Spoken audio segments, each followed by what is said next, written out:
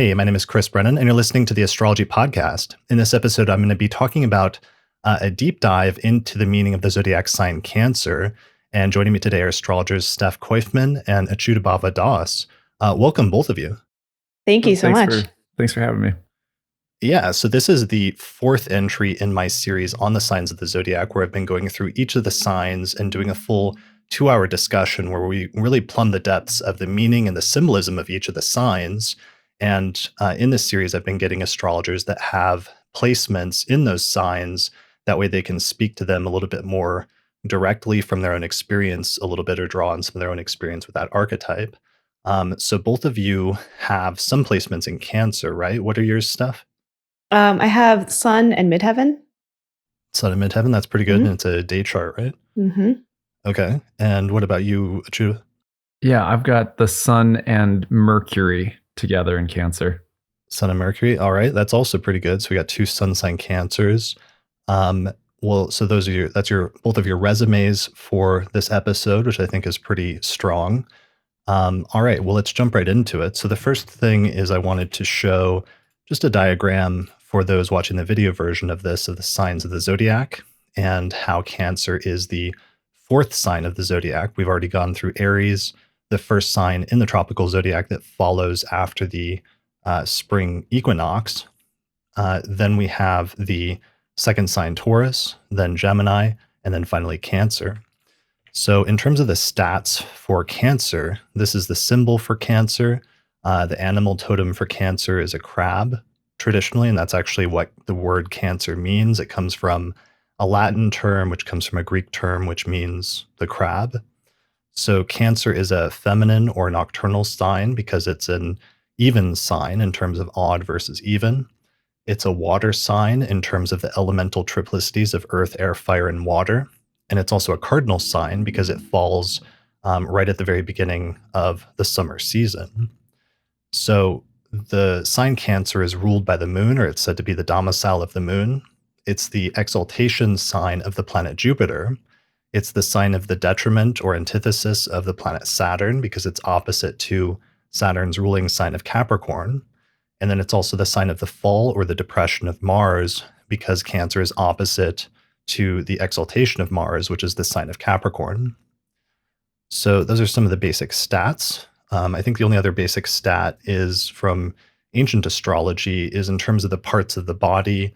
Cancer is usually said to rule the chest and the stomach, I think, are the primary assignments, right? Mm-hmm. Mm-hmm. All right, cool. So those are some of the basics. Where should we get started, or what's your usual starting points, or some of the first things that come to mind when you think of the sign Cancer? Ooh, I mean, I guess we could start just by kind of going through modality, but sometimes I like to just kind of start by thinking about, the symbol of crabs, and they kind of live in these tidal waters. They don't live in like the deep sea. They live where there's a lot of changeability. They live where they're kind of pushed and pulled by the water, which is actually being acted on by the moon, which is, the planetary ruler of Cancer. And so I just kind of like this image of crabs being in this extremely changeable temperamental environment. And they have this hard outer shell that's meant to protect a vulnerable interior because, they're constantly being preyed upon. But symbolically, I like to think of it as these waters of human consciousness, of, just like the psychic and energetic input, the memories, the impressions, just being very kind of prone to being, I guess, receptive to that, to being tossed around on those waves. Yeah, I like that because Cancer is the very first water sign. So it's actually our first introduction in terms of the signs of the zodiac to the element of water and some of the qualities, especially the emotional qualities and emotional depth that the element of water brings with it, which is true of all 3 of the water signs of Cancer, Scorpio, and Pisces. But this is really the first time that we encounter that. And so thinking of things like the ocean and water and some of the things that live in it is a really good starting point. It's a good starting point for life. I think about it that way too. Like there's so many associations, of course, with the moon and with the womb. And if you think, going back to the Thema Mundi in ancient astrology, the kind of chart of the cosmos, this sort of mythical teaching tool that's used to help astrologers understand a lot of the basic, or the fundamentals of astrology. And Cancer's on the ascendant. The sign of Cancer is rising in that Thema Mundi chart. And one of the parallels to that, as far as I've understood in ancient philosophy, would be that, at the summer solstice, what's happening is the sun, which is at its, the arc of the sun's path, or the ecliptic in the sky, is sort of closest up to that pole star. It's like most northern. It's sort of the highest the arc will get in the sky. And then it's starting to descend. Like on the light half of the year, the light is now starting to come down, as it were. The days are going to start getting shorter from that point on. And the moon's rulership of that sign is interesting, because in a lot of ancient cosmology and philosophy, there's an association with the moon and this realm of incarnation that the soul comes into. Like, it takes a body, it comes into the mother's womb. And in a sense, you have almost like a visual metaphor of the spirit descending into matter, almost like the light is starting to come down into the sublunary, kind of like the sphere of the moon, the earth where we all live. And so I always thought that was kind of a cool visual metaphor, that the light is descending, and there's this idea of the spirit entering the transient world of matter and taking a form, or something like that. I love that a lot. And also just like, I feel like you kind of always circle back with Cancer to this idea of like vulnerable interior protected by an exterior. And I feel like that's just the form that all bodies take in one way or another, right? There's like the organs, and then there's the skin, or the skeleton, or the exoskeleton. And so it just kind of seems like it's kind of like the vessel, right? In a way, like that's kind of like the form that it takes, like almost no matter the species. Yeah, that's a really good point. So with the association of the rulership of the moon, and just notions of being tied in with the body, and the notion of the physical incarnation of a person, and what it feels like to be embodied in different ways, which can have a number of different implications in terms of, we saw some of that actually, the very first sign where we saw some of that, which was already in the sign of Taurus, which was an earth sign where the moon has her exaltation. But here in Cancer, we find the sign of the actual home of the moon, and some of those themes become even more prominent and get tied in with like other notions also of what does it take in order to maintain the physical body and to have like health and vitality and nourishment, including simple things like food and things like that, which is connected with the moon's rulership of the stomach, or Cancer's rulership of the stomach. Yeah, I think it's interesting that you have the one of the phrases that was used to describe Cancer in the ancient world was the gateway of man, like the gateway of mankind. And then again, you have it on the ascendant of the Thema Mundi, and of course, the rulership of the moon. It makes sense. So the moon is connected to the body and the world of coming to be and passing away, like the world of matter and form and shape, but also that world would be that would sort of belong to the nurturing, would be associated with the nurturing qualities of the mother, as though to be in this world, there's something, or to be in this world and to be healthy in this world, you have to be nurtured, you have to be cared for, or you have to care for things.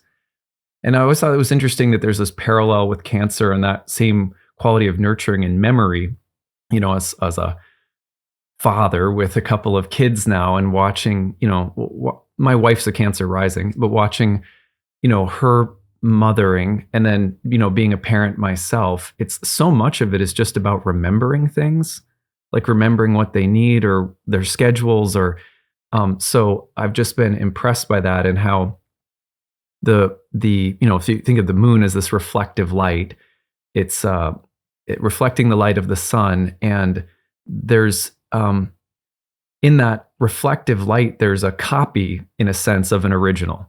And so there's it's like a parallel with the light quality of the moon and what a memory is, which is sort of a copy of an original. But if you think of the copy of the original, the face of the moon, also as a memory of the spirit or the soul that's in a body, or that, then, you're remembering to care for that spirit soul is going to translate into your daily activities. Like when I'm remembering my kids, it's not just, well, I know that they need to get their diaper changed or something. It's, well, I'm remembering their soul and their needs as a being. And then, sort of as a result, I have to do all these physical things to care for them. But the caring is really about caring for their soul. So there's this weird way in which the memory of the moon is both a physical thing, but it's also remembering their inner light, remembering that spirit that lives within them or something like that. Yeah, that makes me think of something I've been talking about during the course of this series, which is the corrective function of each sign of the zodiac that follows after the sign that came before it.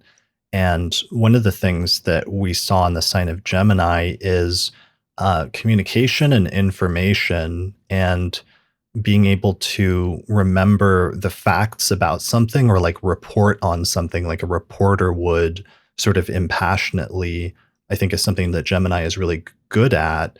But I think the corrective function that Cancer brings is an emotional element to remembering something, not just in the facts of something, but how it made you feel. And that sometimes you can completely, forget the facts and the details behind something, but you can remember very vividly the emotional impact that it had on you. And I think that's one of the major things that Cancer really brings to the zodiac that's new and fresh at this point in our journey, just 4 signs into it.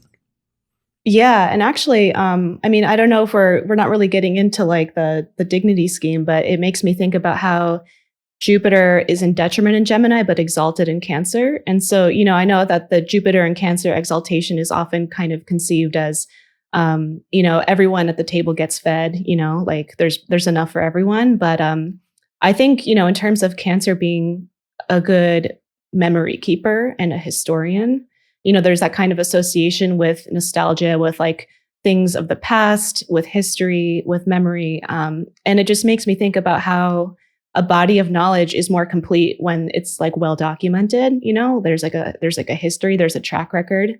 And so I think that's also kind of part of, Jupiter doing so well in Cancer, is that we have like a more complete understanding when, we remember like what came before.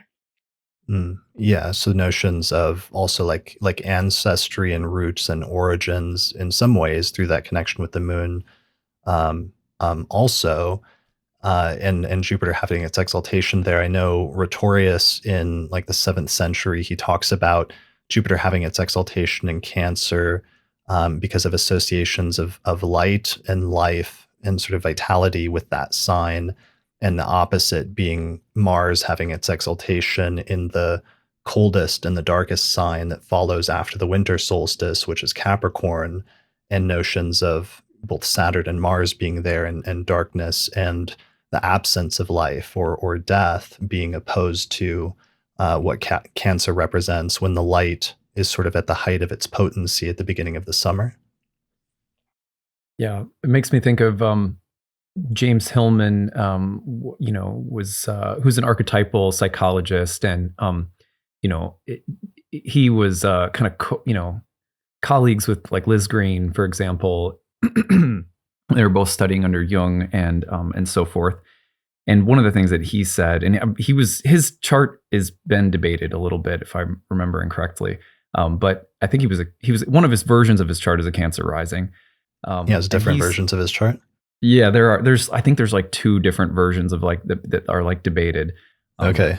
Sounds like I wrote an article Scorpio rising. Yeah.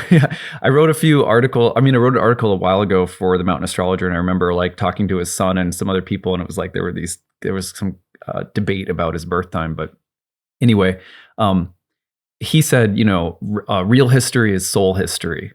I'm paraphrasing, but to the point that you guys were just making, which was that he didn't like any kind of historical narration of something that didn't get into, the lived soulful experience of the people that were, or the time that was being reported on. So he was a big proponent of making sure that history is not a stream of facts and information, because the privileging of facts and information privileges only a certain kind of experience. And so he was always, wanting to dig in that way. And I think he might have had some placements in Cancer in planets, if not by ascendant. I can't remember, but yeah. It also kind of makes me think about just with the moon, the moon representing the body, and how there's that whole kind of, there's that book, The Body Keeps the Score, which kind of launched this whole kind of sort of subtopic in psychology where, there's this kind of idea that trauma and physical, emotional memories can be physically stored in the body.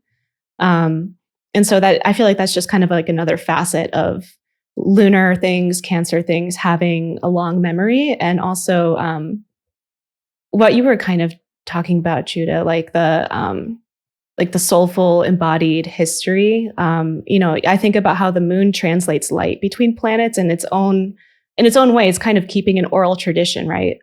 Like it's kind of like telling a story as it kind of pings different things in the sky. Yeah, I think that's interesting. Speaking of that, I think that's really interesting, Steph, because one of the things I was doing is I was like looking back on some of my notes on Cancer is that the word crab is from the Indo-European root, and I'm going to mispronounce it, gerb, it looks like, but it's to scratch, which also a derivative of that would be to carve. And that I guess, and I don't know exactly where this comes from, or if it's just a kind of an interesting association, but the idea of the crab's pincers or whatever being associated with writing and glyphs and with the scratching or carving of language. And that was not, there's a website that I like to look up things. It's called Constellation of Words. I don't know if you guys ever heard of that. It's kind of a cool website. Anyway, I was reviewing some notes that they have on the constellation of Cancer, and they were making that association between the crab and writing, which I thought was, as a Cancerian who went to school for writing, of course I have my Mercury and Sun in the third house, but I thought that was interesting. And maybe there's some way, I think you're definitely onto something with the idea of memory and storytelling and keeping of memories and things like that, that there's almost like an association with scribes or writers or something like that. And of course, the moon rejoices, in the third house too, which is interesting. Yeah, it kind of makes me think about how like the moon was traditionally kind of associated with like messengers, Yeah, because it's actually the fastest of the bodies, of the astronomical bodies that we use in astrology in terms of the traditional planets, even including some of the modern planets, which are much slower, like generational outer planets. But the moon cruises around the signs of the zodiac within a month, just spending 2 to 3 days each sign. And it also regularly goes through its cycle of waxing and waning and increasing in light and getting brighter and brighter and brighter until it hits the full moon, and then getting darker and darker until it hits the next new moon. And with that, we get some of the associations also with Cancer of sort of changeability and of notions of a little bit of like the fickleness of moods, and how moods can be this passing or this changing thing that can change from day to day. And like one day you can be in a really good mood, or the next day you can be in a really bad mood. And that some of that is a little bit environmental and transitory, or can pass and change. And I think there is probably also a connection with Cancer being a cardinal sign, and all of the cardinal signs have this tendency to initiate change and to be the initial push that sort of changes or pivots something and doesn't necessarily follow through or bring that to completion, but just acts as the starting point of something that's changeable or movable. Yeah.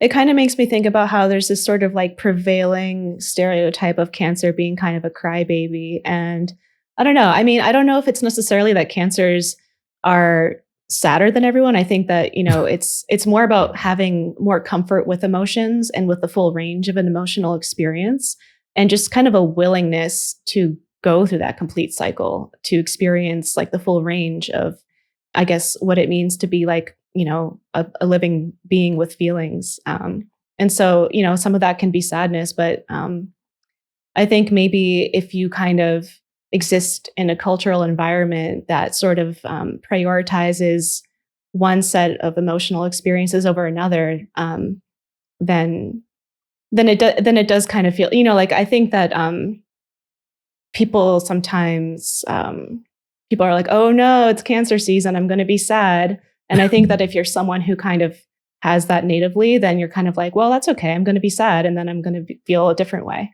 And so it's kind of like, if you're standing in the ocean and there's a wave coming, it's actually safer to just dive straight into the middle of that wave versus just trying to run away from it and getting knocked over by it. That's a great point. And I'm laughing just because of like the familiarity of the stereotypes. I'm like, yep, I've heard those before, and some of them are kind of true sometimes too. Like, I would say that I definitely can be a very moody person, but I think that's probably why in my spiritual life I was drawn to bhakti yoga. Bhakti yoga is sometimes called the yoga of devotion or the emotional yoga or something like that. And at its core, like, for example, there's a very famous bhakti text in the English translation of its title is the Nectar of Devotion. And the different sections of the text are called different waves, like this wave, that wave, that, they're like divided into different types of waves. And this is like, hundreds of years old. And one of the things that's pretty Cancerian about bhakti yoga, I would say, or like sort of lunar about it, is that the real, sometimes in yoga, you'll hear people say things like, you are not your emotions, so have this like reflective distance so that you can experience them from a distance and not get sort of taken over by them.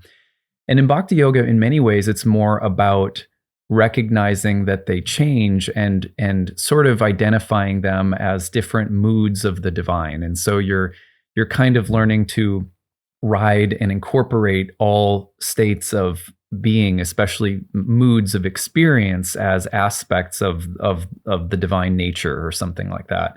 So it's a very like Cancerian form of yoga. And I was like, once I started understanding more about what this yoga was about compared to others, because I've been into yoga for a long time. My wife and I owned a yoga studio together and so forth. And in our home at first, by the way, which is very Cancerian.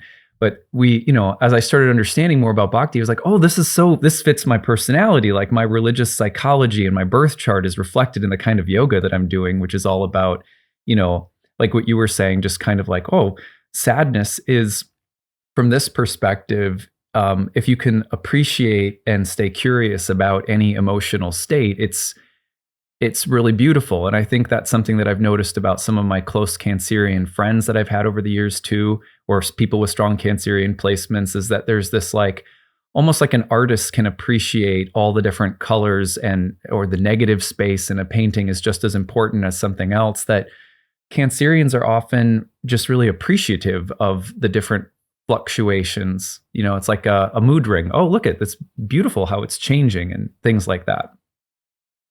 Yeah. Oh, I was just going to say, I think another kind of key word we can kind of use is maybe that it's rhythmic, because the moon has many faces, kind of as you're saying, and there's this kind of speed and just sort of changeability, but there's also a constancy and a predictability to its motions. And so it's kind of like, it's the fastest moving planet and it's always changing. But then if you kind of zoom out a little bit, there's this kind of like stillness to the way that it's always kind of orbiting in the same predictable speed and motion. It kind of makes me think about like the repetitive motions of caretaking, the rhythms of feeding someone, like a child. It's like, okay, well, if you have a baby, then you're going to have to feed that baby every 2 hours. Oh, yeah. Yeah, the rhythms. That's so, what goes along with that. That just brought to my mind, Steph, is, the sacred. Well, first of all, one of the things that's interesting about bhakti, to borrow some more helpful like metaphors from that practice, is that in a lot of bhakti in India is there's different, like you could be a bhakta and be a follower of Shiva or like any number of gods or goddesses or whatever. in Krishna Bhakti, which is the path that I follow, is Krishna and Radha is kind of like this divine dyad. But Krishna is the planet associated with Krishna is the moon. So it's interesting that this figure in Bhakti is also associated with the moon. That's one thing. And then the other thing that I thought of when you were just saying that, Steph, is that one of the main practices, not just in Bhakti yoga, but in many different forms of yoga in India, is mantra meditation. And a mala is going to be used, and you practice japa, use a mala, and the number of beads on a mala is 108, which is a sacred number associated with the moon as well, which is just interesting. And I've heard a lot of different explanations as to why 108 is associated with the moon, but and I don't know like which one is necessarily a part of the original rationale, but what's so interesting about that idea of the rhythm is that, for example, at the heart of most mantra meditation practices in India is the idea of remembrance again. So memory, that you're remembering God, or you're remembering your deity, if it's Krishna, or you're remembering that you're a spirit soul or whatever it is, because we tend to forget the things that really matter, that we, and that we could translate that into anything. It doesn't necessarily have to be like religious, but that because we tend to forget things that are of eternal value, that we practice this recitation of mantras. And it's interesting that we're doing so in a big circular set of beads, right? Oh, yeah. A big circular set of beads whose number was associated with the moon. And even if in the Buddhist practice, like I used to go to this Buddhist temple that was near where we lived in Potomac, Maryland, and we'd go out there and there would be people, circumambulating like a shrine with beads as well, like a mindful walking in a circle. And Thich Nhat Hanh would do that as well. And so I think there's this connection between whether it's remembrance of a child and its like feeding schedule, or it's even like some exotic metaphysical spiritual practice, like walking in a circle around a shrine with your circular beads and stuff like that. Yeah, one of the things this is making me think of also is one of you mentioned Capricorn, the opposition between Cancer and Capricorn. It makes me think of the essential dignity system. And with Cancer, there's a embracing of emotion and sometimes like a giving into emotion and sentimentality, whereas in Capricorn, we have more of a coldness and sort of a rejection of that, and a focus maybe on the cold hard facts or the objectiveness of time or other things like that, the limitations of things. And I think that's why you have that dignity structure where the moon is said to have its domicile in Cancer, where it embraces that fully, but might in Capricorn, in the sign opposite to itself, subvert that expectation in some way, in that it's sort of a rejection or an attempt to control one's emotions, which might be hard or might be a little unsettling for the moon initially at first. Or, the opposite, if you put Saturn in Cancer, which is the sign of its detriment, Saturn, which is usually so controlled of a planet, has to sort of let go and like give in to emotionality, and that can be sort of difficult combination for that planet. Yeah, I feel like that might just be something that's kind of common amongst the two luminaries, both kind of opposing Saturn in the dignity scheme. The moon and sun both have to do with subjectivity in a way, and then like Saturn has to do with objectivity and kind of like a removal from your kind of like what your own kind of personal lens from where you're sitting. And I think that's kind of where maybe one of the other stereotypes comes in, that Cancers take things personally. I think maybe you could say Leos do too, and it's a little different, but sort of similar. That's a great point. Yeah, that's a good point. One of the things connected with that is that I was thinking about recently is how, part of the rationale for the domicile assignment scheme is putting the sun at 15 degrees of Leo, because that's the very middle of the summer season in the Northern Hemisphere, where the tropical zodiac originated, where that scheme originated. and the moon is assigned to Cancer just after the summer solstice. And one of the things that's interesting in the summertime is that while the days can sometimes get oppressively hot when the sun is out, and is just like beating down on you, at night time in the middle of the summer, the weather can be actually very warm and very enjoyable. It's like you go outside and do stuff at night during the summer because that's when it cools down enough that you have this sort of reassuring or sort of helpful warmth at night, during the darkness when everything is dark out, versus the opposite of that is like the middle of winter during Capricorn season, where at nighttime, that's when the cold gets the most extreme, and the cold suddenly becomes the thing that is the most oppressive and the most sort of harmful to life because it's lacking in temperateness. And there's something about that notion of a helpful or a supportive warmth, like nighttime warmth, that I think is very key to understanding Cancer's archetype as well. Yeah, that's a great point. I was thinking about that just the other night because we were going to have, my kids were like, "Oh, can we have a bonfire in the fire pit?" And I was like, "Well, it's really hot, and then I realized, well, actually it's going to get down to like 70 by, the time it's dark. And I thought, well, yeah, once it's dark, it'll actually be really nice out for a fire. And so we did that. So I was just thinking about that. How it's so nice and temperate out once it gets a little darker.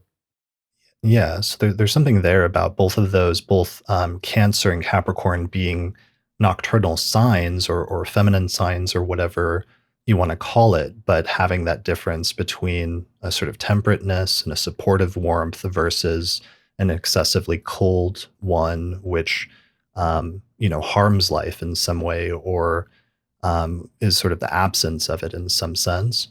So I think that might be really key as we talk about and think about some of these things as well. There's a parallel that comes to my mind, which I had a while ago.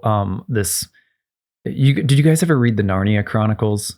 Yes. Like the Yeah. line. Yeah. Okay, right. So the book, The Silver Chair, in that series, I had this C.S. Lewis scholar from Oxford come and speak on my YouTube channel one time, and he was his name's Michael Ward, and he wrote this book called Planet Narnia, and it's I think the subtitle is like this: the seven planets or the seven heavens in the imagination of C.S. Lewis.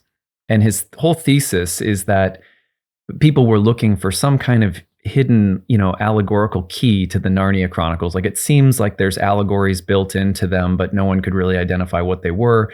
And his thesis was that because Lewis was a huge fan of he was a medievalist in terms of his like literary scholarly background, and he was really interested in the seven planets in this kind of Renaissance picture of the cosmos, which he felt like was a more enlightened view than the sort of modern model, which was devoid of any kind of divinity in the cosmos. So he was interested in the planets, and the thesis of his book was that he imbued each one of the seven Narnia Chronicles with the symbolism of one of the planets.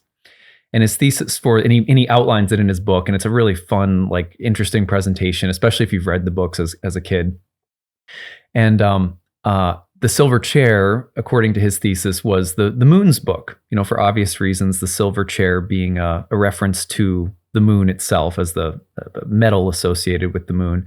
But in that story, the interesting structure of the story, which he argued was lunar and has a real parallel to what we're saying about the dichotomy between like sun and Saturn or moon and Saturn.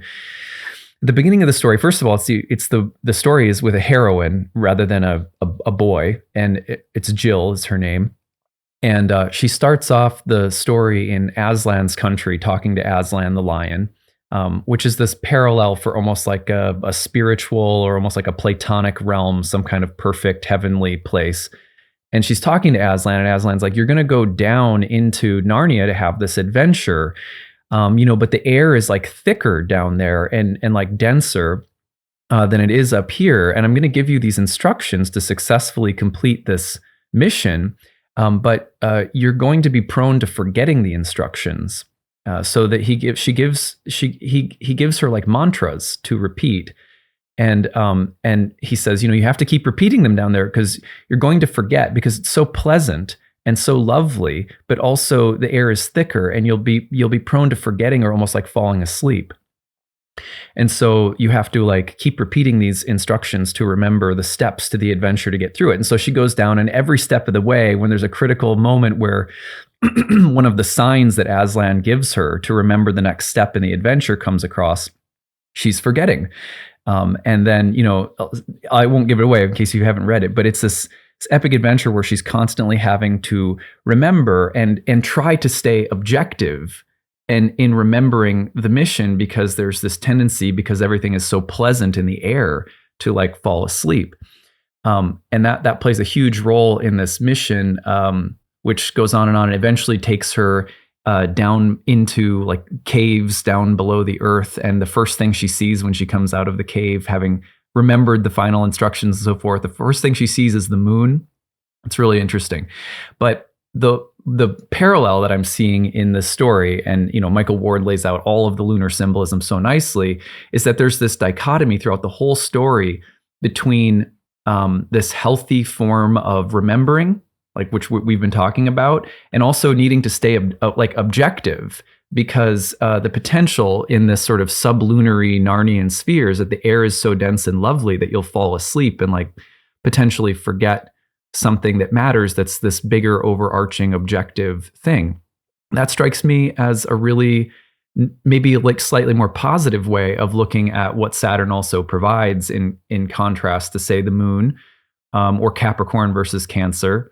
As someone who is born with, I have the moon in Cap, so I've got a full moon with Sun in Cancer, moon in Cap, and I think it kind of nicely describes it. It's like, yeah, the if you don't have some emotional sense of investment, you're not going to really enjoy life. You're going to be detached and sort of devoid of emotion or something. But if you get too invested and you can fall asleep because of the lovely nocturnal breeze or whatever, and then you can kind of forget some of the things that are really important and maybe big picture that you'd lose track of. Yeah, and it kind of makes me think about how, like, in like stable or more peaceful conditions, there's this kind of like urgency from maybe older generations who have experienced war or famine or hardship to kind of keep that historical memory alive, so that people don't get complacent and like repeat history in a harmful way. Yeah, that's a good point. The passing on of like ancestral or family or even like country sort of heritage in some way, and that idea of tradition and heritage and passing things along. It reminds me of what James Hillman said in his really famous book, The Soul's Code. He's like, I'm a big Hillman geek, so excuse me for referencing him every 2 minutes. But he wrote in many different places. He would also say that that in life, in the way that we live, if we're living a soulful life, that one of the odd things is that we're always remembering death. We're remembering people who have lived and already died, or we're remembering the fact that we will die someday, and that remembrance of death, or that sort of awareness of it, is really like he identified it as something that is close, or close in the awareness of people who live like really soulful lives, like artists or philosophers, or like that was sort of his thesis, was that like if you have to keep the memory of death, or the sense that you will die, like sort of close by, so that the presence is like really closely connected to that, like being present in the moment and making soulful choices. You have to have death like in closeness to you. That's a good point. And that's kind of like an internal characteristic of all living beings, is the notion of like self-preservation, right? And like what it takes to preserve oneself, which sort of, as well as to preserve others and those that are important to you, which I think takes us back a little bit to something you said, Steph, with the connection and a little bit of the difference between Cancer and Leo, where for Cancer, sometimes there can be a focus on taking care of others and taking care of those around you and those that are important to you, or that you have some kind of emotional connection with. Whereas part of the corrective function, once we go to Leo, is more of an focus on taking care of yourself and like putting yourself first and doing what's most important to you. But in doing that, maybe that gives us some more insight into Cancer as well, and where sometimes Cancer has a tendency, especially as a water sign and as a nocturnal sign, to make way for others and not just take care of others, but to center or adapt to others in some way, which is one of the characteristics of water, is that it's one of the most adaptable signs in terms of water taking on the shape of whatever is around it, rather than the water itself. Like, other elements sometimes force their own shape onto others, but water is the one where it'll just like adapt to its surroundings.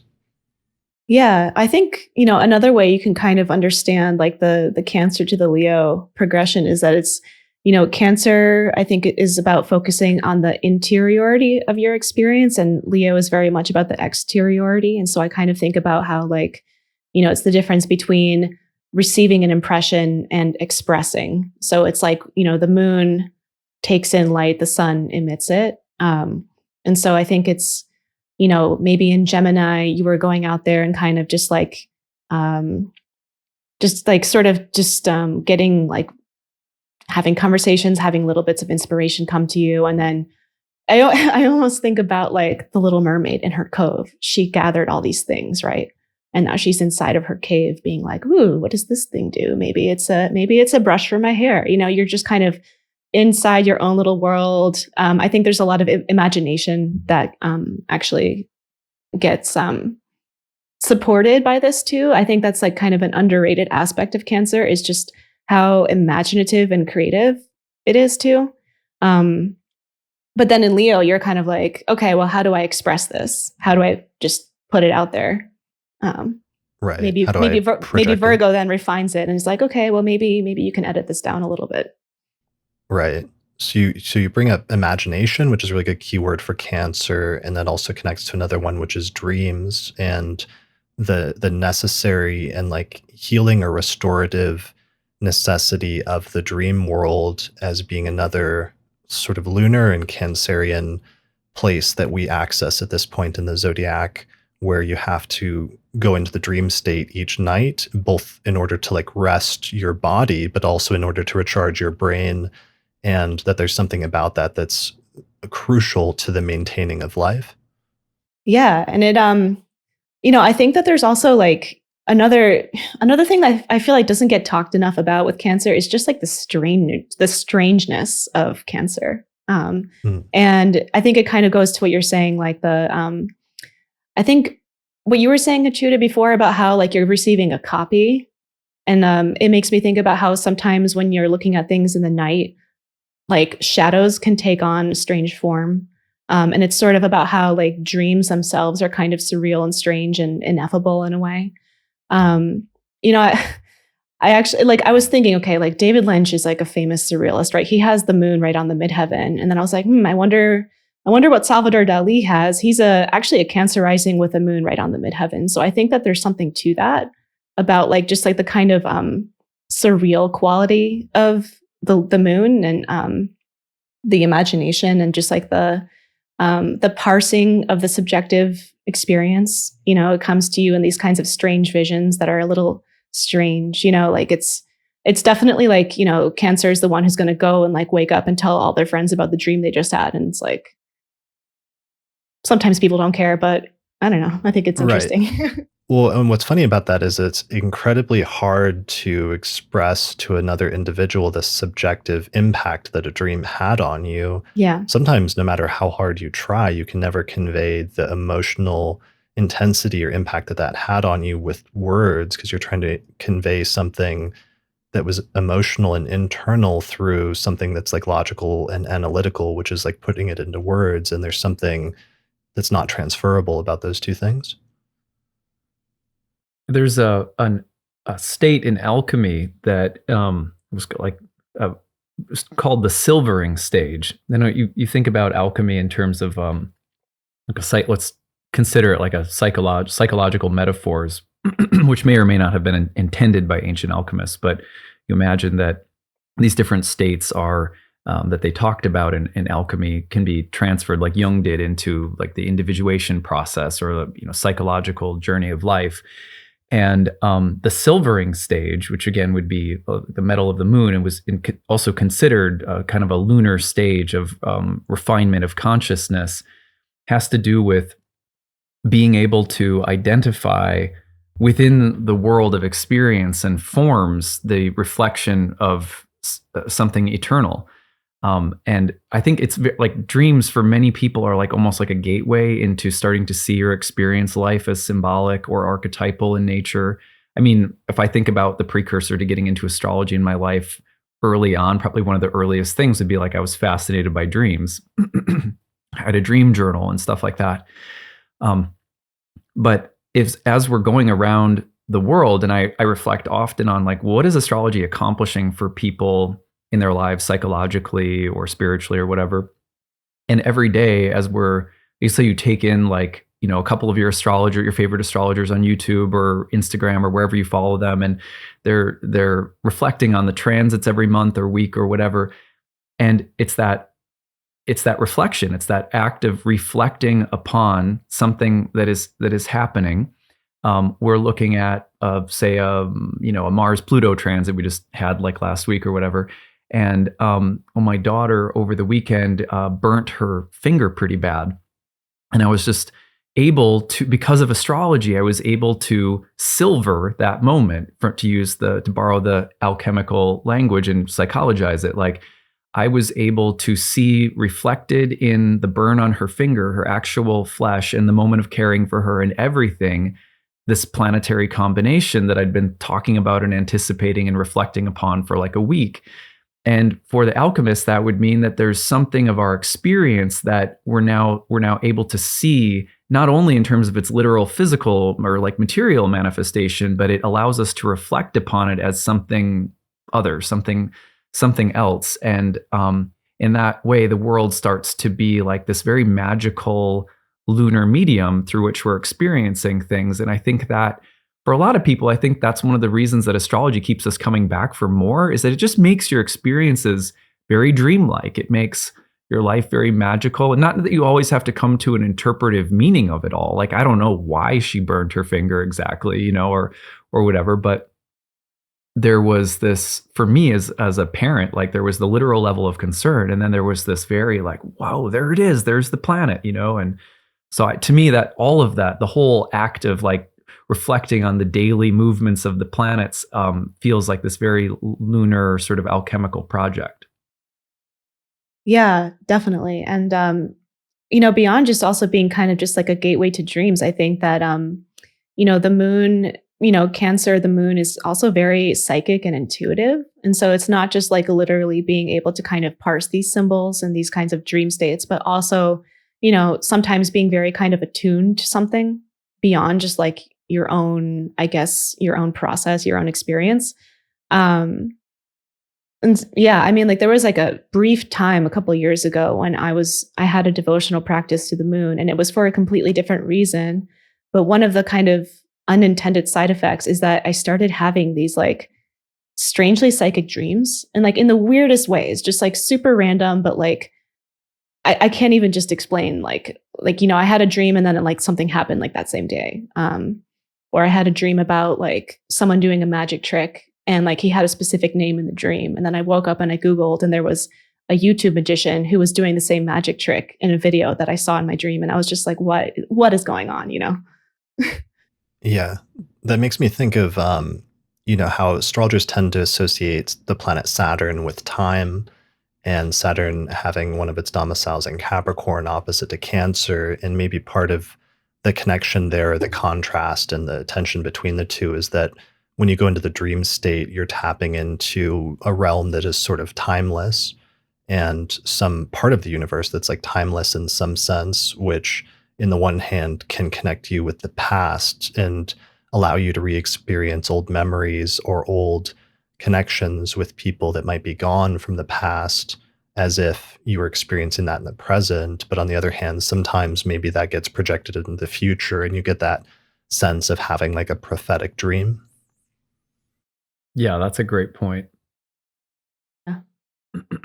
And also Yeah. people love to talk about how Cancers they just know. They just know things, I don't Yeah. know. What is that? Like intuition? What do we call that? Because there's like different types of intuition. There's like a natural, almost like physical intuition or emotional intuition, kind of like emotional intelligence of like anticipating the needs of another person, but also maybe being able to anticipate something else that's almost like a sixth sense in some ways. But that's almost, I don't know if that's like connected or if that's separate from like what we'd classify as like a psychic connection or something. Yeah, I think for me, it kind of goes back to that like body level of awareness, with the moon having to do with the body. And I don't know if it's a gut instinct thing because I guess that I would almost associate more with Virgo, Mercury and like the intestines. But yeah, I don't know. Maybe it's just being attuned to the subtle and sensitive. Maybe sensitivity is the right term to use here. The Hmm. Cancers, as well as Scorpio and Pisces, as water signs, are more sensitive in some ways to all compared to the other signs. And therefore, maybe that sensitivity allows them to pick up on things that others might overlook, and maybe even sensitivities to clues or things that are happening that are not just, sort of like analytical things of like something they've seen with their eyes, but maybe there's other ways that they can be sensitive to things. I think about time too, like Plato's famous statement, time is the moving image of eternity. That's like it's a translation of what he wrote. And I think of like the moon, so let's just sort of like lunar consciousness in general, if you want to put it that way, and its experience of time is very cyclical. So insofar as time and experience are moving in these familiar like rhythms and circles that something that looks or feels prophetic is almost like tapping into this very instinctual knowledge of cycles and time being experienced as different kinds of circles interacting with one another. I had a friend when I lived in DC who wrote a book. I'm trying to remember the name of it. I think it was called Time Loops or something like that. But anyway, he was really interested in the idea that there are like time circles, and I always found that to be a really Cancerian idea, and I have to look at his chart. I bet you he's probably got some Cancer planets too. But anyway, maybe that there's something about time being experienced as loops and circles that gives Cancer some kind of weird intuition about it. Yeah, so it's not necessarily that you're receiving new information. It's almost like a familiarity. Yeah. When I think it was like Jung who talked about the difference between intuition and instinct as almost like as two different forms of psychic receptivity. And in this sense, I think it would fall into the way that he described instinct, which is like this familiarity with rhythms and cycles. I'm pretty sure that's how he described it as well. So going back, one of the things I always meant to do with this series is to give like positive keyword and then the other side of the same coin. So one of the things that can be a good thing is being sensitive and therefore being like sensitive to the needs of others, caring about, the other people in the room and what their feeling are or what sort of feelings they're giving off and adapting to that. But the other side of that coin sometimes can maybe be being overly sensitive or impressionistic. Yeah, definitely. I think Cancer is sensitive in like every sense of the word, sensitive to, just kind of like these intuitive hits, sensitive to other people's feelings, and just also kind of sensitive to perceived rejection. And, I think it kind of goes back to how some of us might be born more intuitive than others. We all have an intuition, but, it also takes some time to kind of develop your intuitive muscle and be able to understand the difference between what's a genuine sense and what is just a projection. Because I think, if we're kind of we're gonna kind of do a diss track on Cancer, I think Cancers are good at hurting their own feelings sometimes. That's a good way of putting it. Being too much in one's feelings, too much in one's feels. Or just kind of perceiving the energy of someone else as being, it's like, kind of taking it personally, or just creating like a whole situation in your head, or having a conversation in your head with someone that like isn't really happening. Yeah.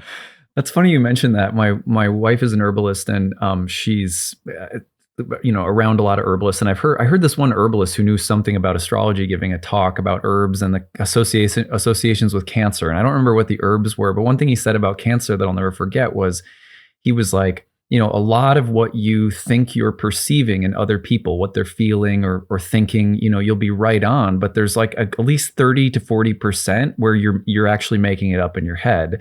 And then there's another level at which you think that other people can know and see and feel exactly what you're feeling and thinking, like you're so transparent, but actually, half the time people have no idea what you're feeling or thinking. Yeah. And like, you have to always be aware of that, like, that gray spot where no, people can't see what you're thinking, and no, you don't know what other people are thinking, Right. I like that. And maybe part of that, or the part where Cancer can be off, is that sometimes it can be drawing on past hurts or like past traumas, and letting that sometimes inform its perception of like what people are doing to them in the present. And sometimes that can like throw things off, and can lead to a tendency to maybe retreat or to want to like protect oneself.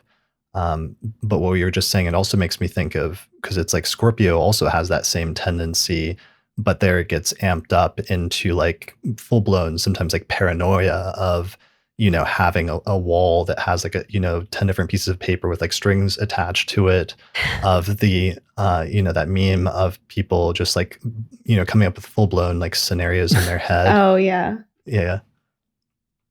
Yeah. So, yeah, but that's a really important point. Are there other pieces of that we can like extract from that sort of line of thought?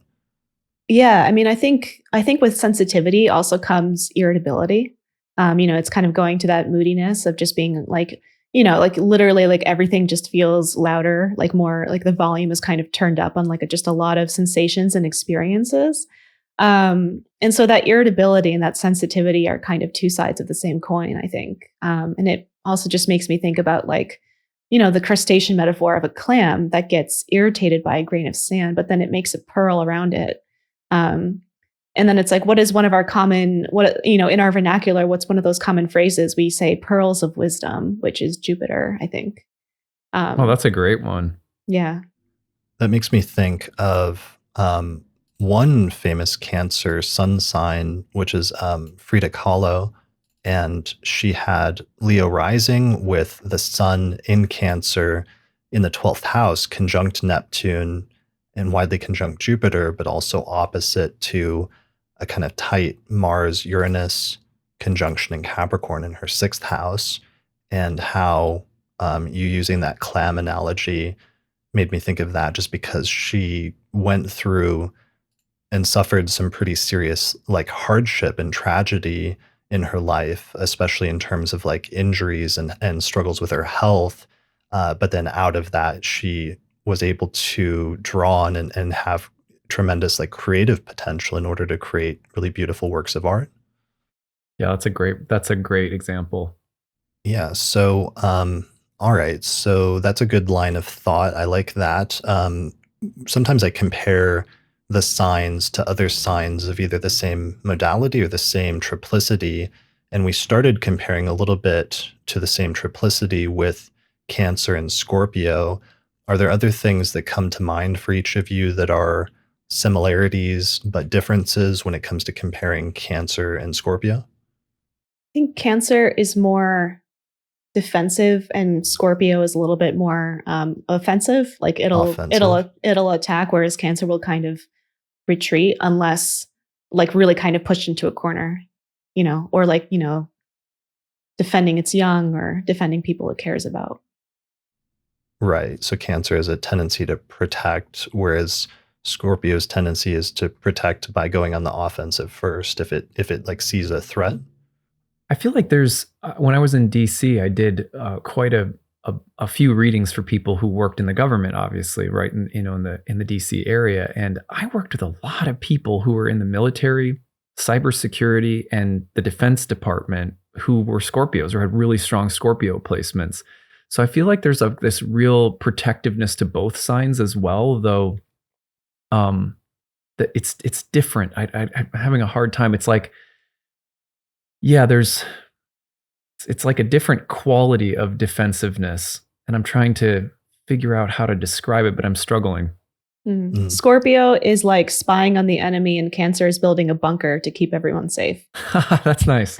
Yeah. That's perfect. Yeah. Yeah, I like that. And then the other water sign, of course, is Pisces. And I'm trying to think of some other contrasts in terms of similarities between Cancer and Pisces. I mean, they can both do a pretty good job of just like vibing and just vibing out with each other. And I think that can be one of the similarities between Cancer and Pisces as water signs. One of my jokes is that Cancers are basically just Pisces with better boundaries. I'm joking. I'm joking, but yeah, I think maybe the key difference with Cancer and Pisces is that Pisces is truly welcoming to all. You know what I mean? Like it's like love without boundaries, and Cancer directs its love to an inner circle. You know, it's like that idea of like there are people on the inside and people on the outside. Oh, that's a good point. It's immediate circle, inner circle. Yeah, there's a little bit of a clannishness to Cancer. Definitely. Yeah. It kind of makes me think of, have you heard of that Danish word hygge? It's spelled Hygge. And it's sort of like, it's part of like the Danish mentality, just like this idea of like closeness and coziness and togetherness and like, spending Friday night around a fire, drinking hot cocoa with like a few of like your favorite people. Speaking my language, that sounds good. Yes. But then there's also, if you kind of like start reading about it, people have written these op-eds about how there's kind of a dark side to hygge too, because sometimes like that concept gets co-opted by people like on the far right who want to keep out like the unfamiliar people, like the foreigners. Yeah. You know what I mean? It's like a nationalistic, it can be kind of co-opted in these kinds of, harmful or just kind of violent ways. That's really interesting, Steph, because as someone who grew up in Minnesota, which I feel like Minnesota is like got to have some Cancer in its history. But it like Minnesota is described as like there's this funny saying that people will give you, which is like you can ask directions to get somewhere from absolutely anyone, and they will be the kindest, sweetest person you've ever met, help you get directions. They just won't give you directions to their house. And I feel like Minnesota is like that, where it's like this it's very parochial, and it's hard to develop like tight knit bonds because they're already really long standing and formed in the Midwest. I don't think maybe it's just the Midwest in general, but like, but it's very warm and inviting, but can be also like really clannish. And it's interesting that like we're like a blue state in Minnesota, but if you go outside of the metro area, it's completely red. So it's this very weird breakdown of the way that people vote in Minnesota in that regard too. So it strikes me as sort of like that. Yeah. Yeah. I actually lived in Minnesota for 4 years when I was a kid. That was probably like the only time I really like lived outside of the East Coast. And I don't know where you grew up. I guess I was living in like a suburb of Minneapolis, and I just like my memory of that time is just like, having tons of friends who were neighborhood kids. And then like moving to the East Coast, I actually had like the opposite experience where like people were way more to themselves. Oh, interesting. Yeah. So maybe we're picking up on a theme there that goes back to the notion of it's like sentimentality, but there's another term, but just Cancer going back to and really having a tendency to cling to bonds and the things that connected it through some sort of like ancestral lineage, and that being like a really important thing to it, to Cancer, to find some sort of like past connection and then to gravitate towards that which seems similar or that which is the same in some way that it perceives as the same or that it perceives as having some sort of affinity with. That really triggered like a spark in my mind when you said that, Chris, because I just started thinking about the third house, which we maybe haven't talked about a whole lot yet, but like that's the place. The third house was called the joy of the moon. in case people don't know. And so we, in modern astrology, we might think of like a lot of people think of the third house in relation to like Gemini or Mercury. In ancient astrology, like there's a consideration of the moon in that house. Actually, it's kind of different. And I think there's some interesting similarities actually too between moon and Mercury and so forth. But one of the things that's really interesting about that, people will say, well, like, what does the moon have to do with the third house? And if you think about the third house as like this place that's sort of adjoining the fourth, and let's say the fourth is like the roots, it's home, it's land, it's it's your living room, it's everything that's like that deep familiar home place. But then the third place that's adjoining it, there's almost this idea of like everything that circumambulates around the roots, like everything that's sort of joined to the roots in close proximity to it, like your neighbors, or like if you grow up with siblings, you're all a part of the same roots, but you all kind of disperse outward around the roots, like. And I'm imagining in the ancient world, like my sister lives in North Carolina, I live in, Minnesota, but in the, probably in the ancient world, if you're thinking about how your siblings disperse outward from the home, you're probably all still relatively close. Like, I don't know, my family in Michigan, my grandpa's generation, like all of the siblings were all within like, maybe 50 minutes of each other. Like they were all relatively close.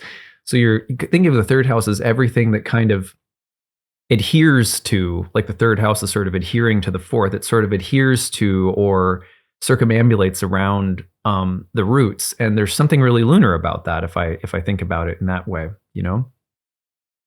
Yeah. And then it's also, like the association of the third house with one's neighborhood and like the surrounding area. So it's like all of your habitual stomping ground, it's like the walk to the work. It's like the walk to the subway. It's your favorite coffee shop.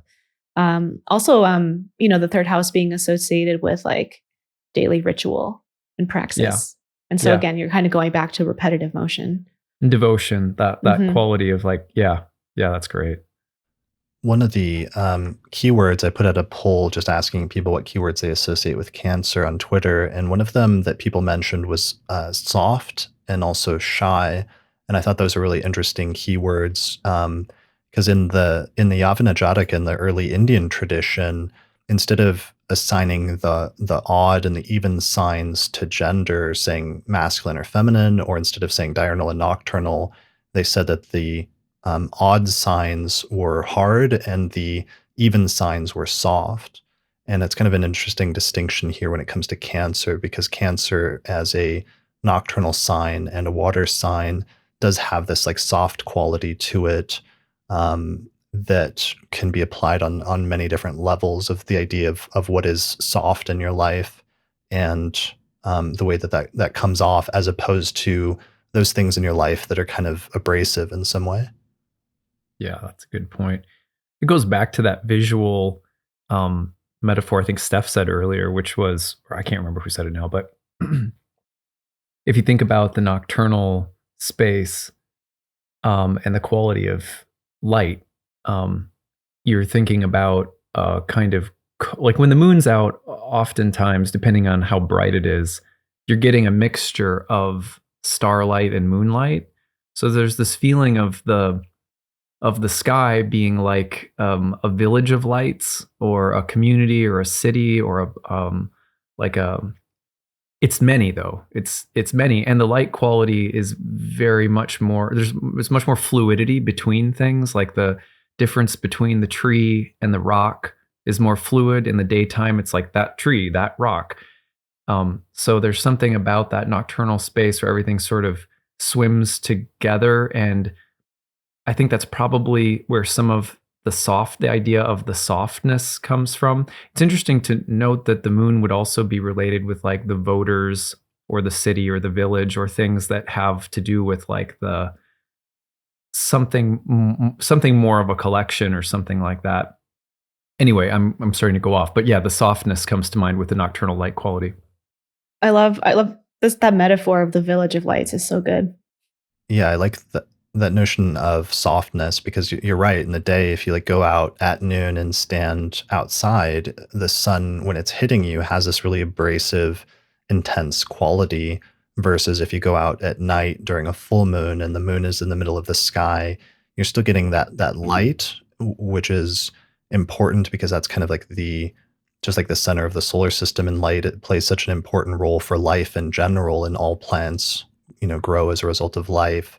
But at night, it is this softer light that's more supportive while still providing some light in a sort of indirect way. Yep. All right. So other keywords. So I'm pulling up other things. Is shy like a good keyword, would you say, for Cancer as a tendency? I mean, I feel like that might be like a first decan of Cancer thing, but I know we're not really going to get into the weeds of that. I guess it depends sometimes. Yeah, I feel like it goes back to that solar lunar distinction we were just talking about and that we brought up earlier as well, which is if you think about Leo and the sun being the ruler of Leo, and this idea that we are, as an individual, I'm select, I'm unique. How do I stand out? How do I, carve out my role or my legacy, or how do I become masterful at something, or maybe even famous or whatever? The idea of standing alone, standing apart. It's very like solar, like the one object in the sky that creates all these very clear distinctions between things. And I think where you think of the moon and you think of your life as an ecology, right? My life is about an environment that I'm just one part of. It's my family, or it's my friends, or it's my community, or it's my relationships. Like the moon is one of the signifiers potentially of marriage, or it could be a symbol for like home or land or something like that. But I think the reason that shyness gets tucked in there is again because of that light quality is like quieter. And it's more like, I'm just a part of something here. I'm just a part of something bigger than me. And maybe that there's a sense of like receding back into something more collective. And that could be shyness, but I think it becomes a stereotype when we don't recognize that, for some people, that being a part of something is not necessarily the same as being shy, like being a part of some kind of fabric socially or culturally or something like that, which they could be like really strongly identified with, maybe like more of a group identification or something. Maybe it decreases the sense of being a standout individual or like super extroverted, but I don't think it necessarily means that a person would be shy. It's the difference between being a nucleus and being sort of a satellite. Yeah, yeah. Right. And being in a support role almost, rather than wanting to take center stage. I mean, what is the core underlying shyness, just as a concept in general? It would be a fear of like almost an emotional fear of putting oneself out there, as opposed to, let's say, more of a Leo type thing of really wanting to sort of like thrust oneself into the center stage in the middle of a crowd. Yeah, I think that's a pretty good way of defining. I feel like there's always a sense of like, how am I different from a collective or a group? And then there's the need to like have groups that we identify with. Similar sense, I've never liked in yoga, for example, that sometimes yoga teachings will go along the lines of, you're not your body, you're not any kind of category that you become identified with in this lifetime. You're this eternal spirit soul. Don't get attached to blah, blah, blah. And I'm always like, yeah, I mean, I could see the benefit or utility of not getting so overly identified with any aspect of our personhood that we, are like riding a roller coaster all the time. But at the same time, I think that we also are all of the things that make us up, from the kind of family we grew up in, to the wounds that we've experienced, to the things that make us unique. And so there's some way in which, we're utterly, totally unique, infinitely individual. But then there's this other sense in which we're always going to be identified as what we're a part of. And I feel like that's kind of also the sun moon dynamic at play. Yeah. And I also think that maybe some shyness, like what can be seen as shyness, might just be like the tendency to want to sort of sense your environment, and just kind of, like read the room, as people say. And so like you're not kind of going into a new situation like immediately trying to like make an entrance. You're going in and just kind of like, all right, like what's the vibe over here? Who seems cool to talk to over there? Like, does this person seem like they want to talk to me? Okay, like maybe we have something in common. We can kind of get along. Right. And maybe once that's established, then Cancer's able to like, fully come out or fully show itself once the sort of boundaries, or maybe even in private, perhaps, in a circle of friends, like any pretense of shyness is dropped because the sort of vibe of the crowd in the room and the feeling of comfort uh, is there, so it can have more confidence to be itself. Yeah. Yeah, that's funny. I'm thinking of my wife and I in our dynamic. Like she's got a bunch of planets in Aries, right? And she's Cancer rising. But if we're in situations that require a lot of like care and nuanced feeling out of things, she'll always look at me like, "You handle this one." And if there's ever a situation where it's like, "Oh man, I am overwhelmed and something needs to get done quickly," and and I'll just be like, "Okay, you've got this one," because she'll just go in and like she doesn't care what they're thinking or feeling or what. She'll just like say stuff or do stuff, and I'm always like, "Oh my god, you just did!" I would be so scared to do that, And so we're always like looking at each other, trying to figure out like, okay, you got this one, I got this one. I like that. That's a good connection between Cancer and Aries. And because Aries, that was one of the keywords that we came up with that I thought was so good in that episode was speed and quickness, because those are just like such core things to Mars and to Aries as a cardinal sign. So that's really interesting that you bring that up. Yeah, and I guess the sun is exalted in Aries too, so it gets a little bit of a sun-moon distinction as well, maybe. Yeah. Right. All right. So other keywords that came up on Twitter, and I'll just run these by you to see what you both think, are humbleness, generous, understanding, kind-hearted, compassionate, and concern. How do you feel about those keywords, or does that spark any thoughts in you about the overarching archetype? I think most Generous of stuff. those. Oh, Go sorry. ahead. No, you go ahead. Oh, I was just going to say, I think most of those track. I'm not sure if I necessarily see where the humility part is coming from. Yeah, I guess I could entertain that. But Yeah, I guess again, it just goes back to that thing of maybe in contrast with Leo, um, right. where if Leo is like often considered to be like, I don't know, the least humble sign in some ways, or the tendency to center oneself the most, if the contrast with that is like centering somebody else, or acting as a support or sort of satellite to something else, then that could be conceptualized as a sort of variety of humbleness in some way. There's such an interesting dynamic around generosity in Leo and Cancer. Like, because both signs I think could be fairly described as generous. Definitely. But in like sometimes I think that there's like a covert selfishness with the generosity that could be there in both signs. Like at least I recognize that in like myself as a Cancer. I'm like, yeah, sometimes I'm generous, but it's because I'm hoping for something in return. Well, you know what I mean? Cancer wants to feel needed and Leo wants to feel appreciated. Yes, exactly. Yeah. That's really good. Yeah. Needed. So needed, what does that mean? Or what are some related keywords for that of Cancer, or where that comes from to feel needed? I guess that kind of goes back to like what some people might consider like a nurturing or a mothering instinct, right? And I think that sometimes like, people kind of focus overly on like the maternal qualities of Cancer, and like, not everyone has that instinct necessarily, but I think that the lunar archetype is kind of just responsive to what it senses people need, and like it wants to kind of provide, what I'm just thinking about people who like just do, kind of like sense that like, oh, like maybe like I'm at work and I can sense that like my team needs me to do this and I'm just going to do it. And I like, it's this kind of tendency to like be supportive, and to provide, what people need.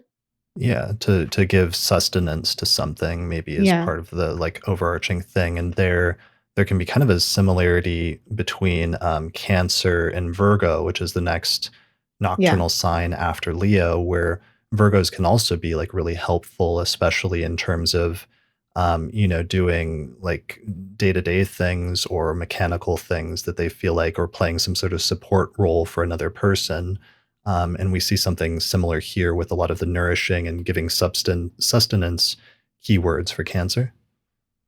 Yeah, I think of like hexagram number 48 in the I Ching. This was coming to mind as you guys were just talking, and that hexagram is called the well. If you guys people don't know what the I Ching is, it's like an ancient one of the ancient Chinese classics. It's like a philosophical text, and later was also used in a kind of as a almost like oracular romantic device. Anyway, it's comprised of these different hexagrams that are six-lined figures of yin and yang lines interacting that create all these different like archetypal stages of life. And the 48th hexagram, called the well, says basically the village can't do without the well. Like everything in the village has to be centered around the well, this common thing that everyone needs, water. And I feel like the thing about Cancerians is that you're at least I recognize this in myself and so forth, is that it's like you're constantly trying to place yourself in a position such that people couldn't do without you. Like you're vital somehow to the village, to the family, to the clan, to the community. It goes back to that sense of being a part of an ecology. And sometimes the generosity is truly because there's something well-like about what Cancers provide, and it's an overflowing sense of something that everyone needs. And I think other times it's about making sure that it's like, well, if that's the role I play, then I have to make sure I'm always in a central position so that the village can't exist without me. I'm the well, or you kind of can, I can notice myself taking that on sometimes. Yeah, I love that because of the life-giving quality and necessity of water in order to give and support life, and how, in ancient times, you did have cities that would need to have like a well for drinkable water, or how you had some like great civilizations that grew up around these major rivers, like the Tigris and the Euphrates in Mesopotamia, or in India, the Indus Valley civilization, and other major civilizations that sort of came up in different parts of the world that tended to focus on rivers because of the need of water for sustenance and just growing crops and life and everything else. There's something about water that's humble, in the sense that water's always running downhill toward like a reservoir. Like I was just thinking about the well and humility, and maybe there's some association there somehow with the fact that water sort of runs down to the lowest point and sort of gathers somehow. Right. And yet still conforms to, because it's like on the Aristotelian or sort of Platonic notion of, fire rises up to the top, air rises up as well, but it settles just below fire. Then you have earth that falls down to the lowest part of the cosmos, to the center of the cosmos in Aristotelian cosmology. And then you have water that's like settles right on top of, and takes the shape of earth right on top of it. Right. So there's your adaptability or your humbleness in some ways as well, in terms of just taking on the shape of something else rather than imposing its own form or its own shape on something else. Right. That seems to go into the third house association with like, I'm trying to remember what I remember taking Demetra's class on the third house, a couple of years ago, I think it was at this point, and her talking about how the third house would be associated with like the queen, and like the rules that would be customary, and how you treat people, almost like the folk traditions or rules that would be common for like a city or a village, or the way you treat guests who come into your home or something like that.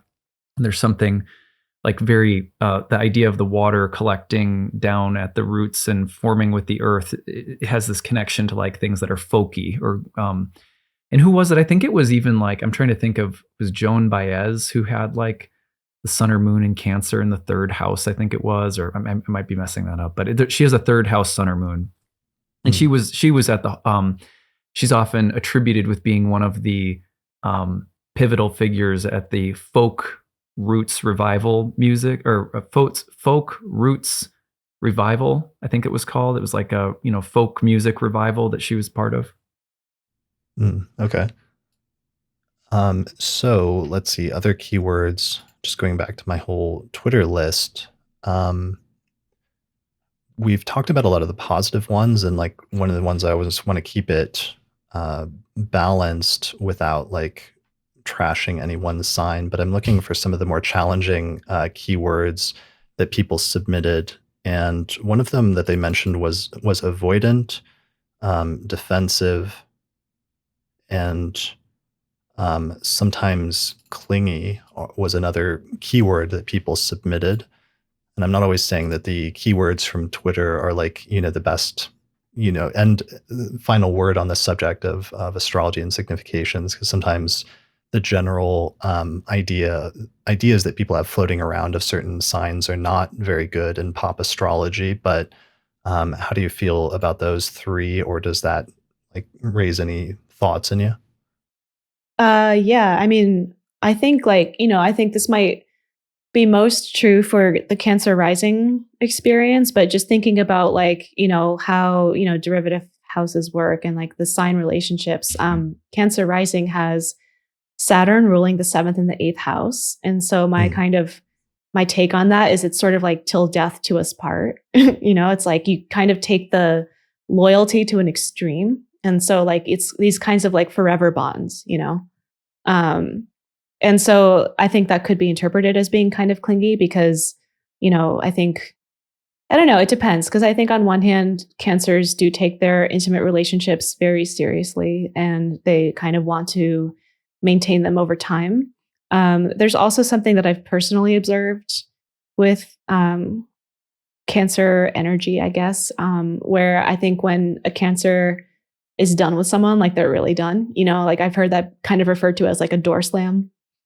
So the emotions can be really intense if they're like in the relationship, but then if that shifts, then that can go really intensely in the opposite direction as well. Yeah, like the wall goes up, right? The shell. And so I think that's kind of what, I think the other keyword was, what was it again?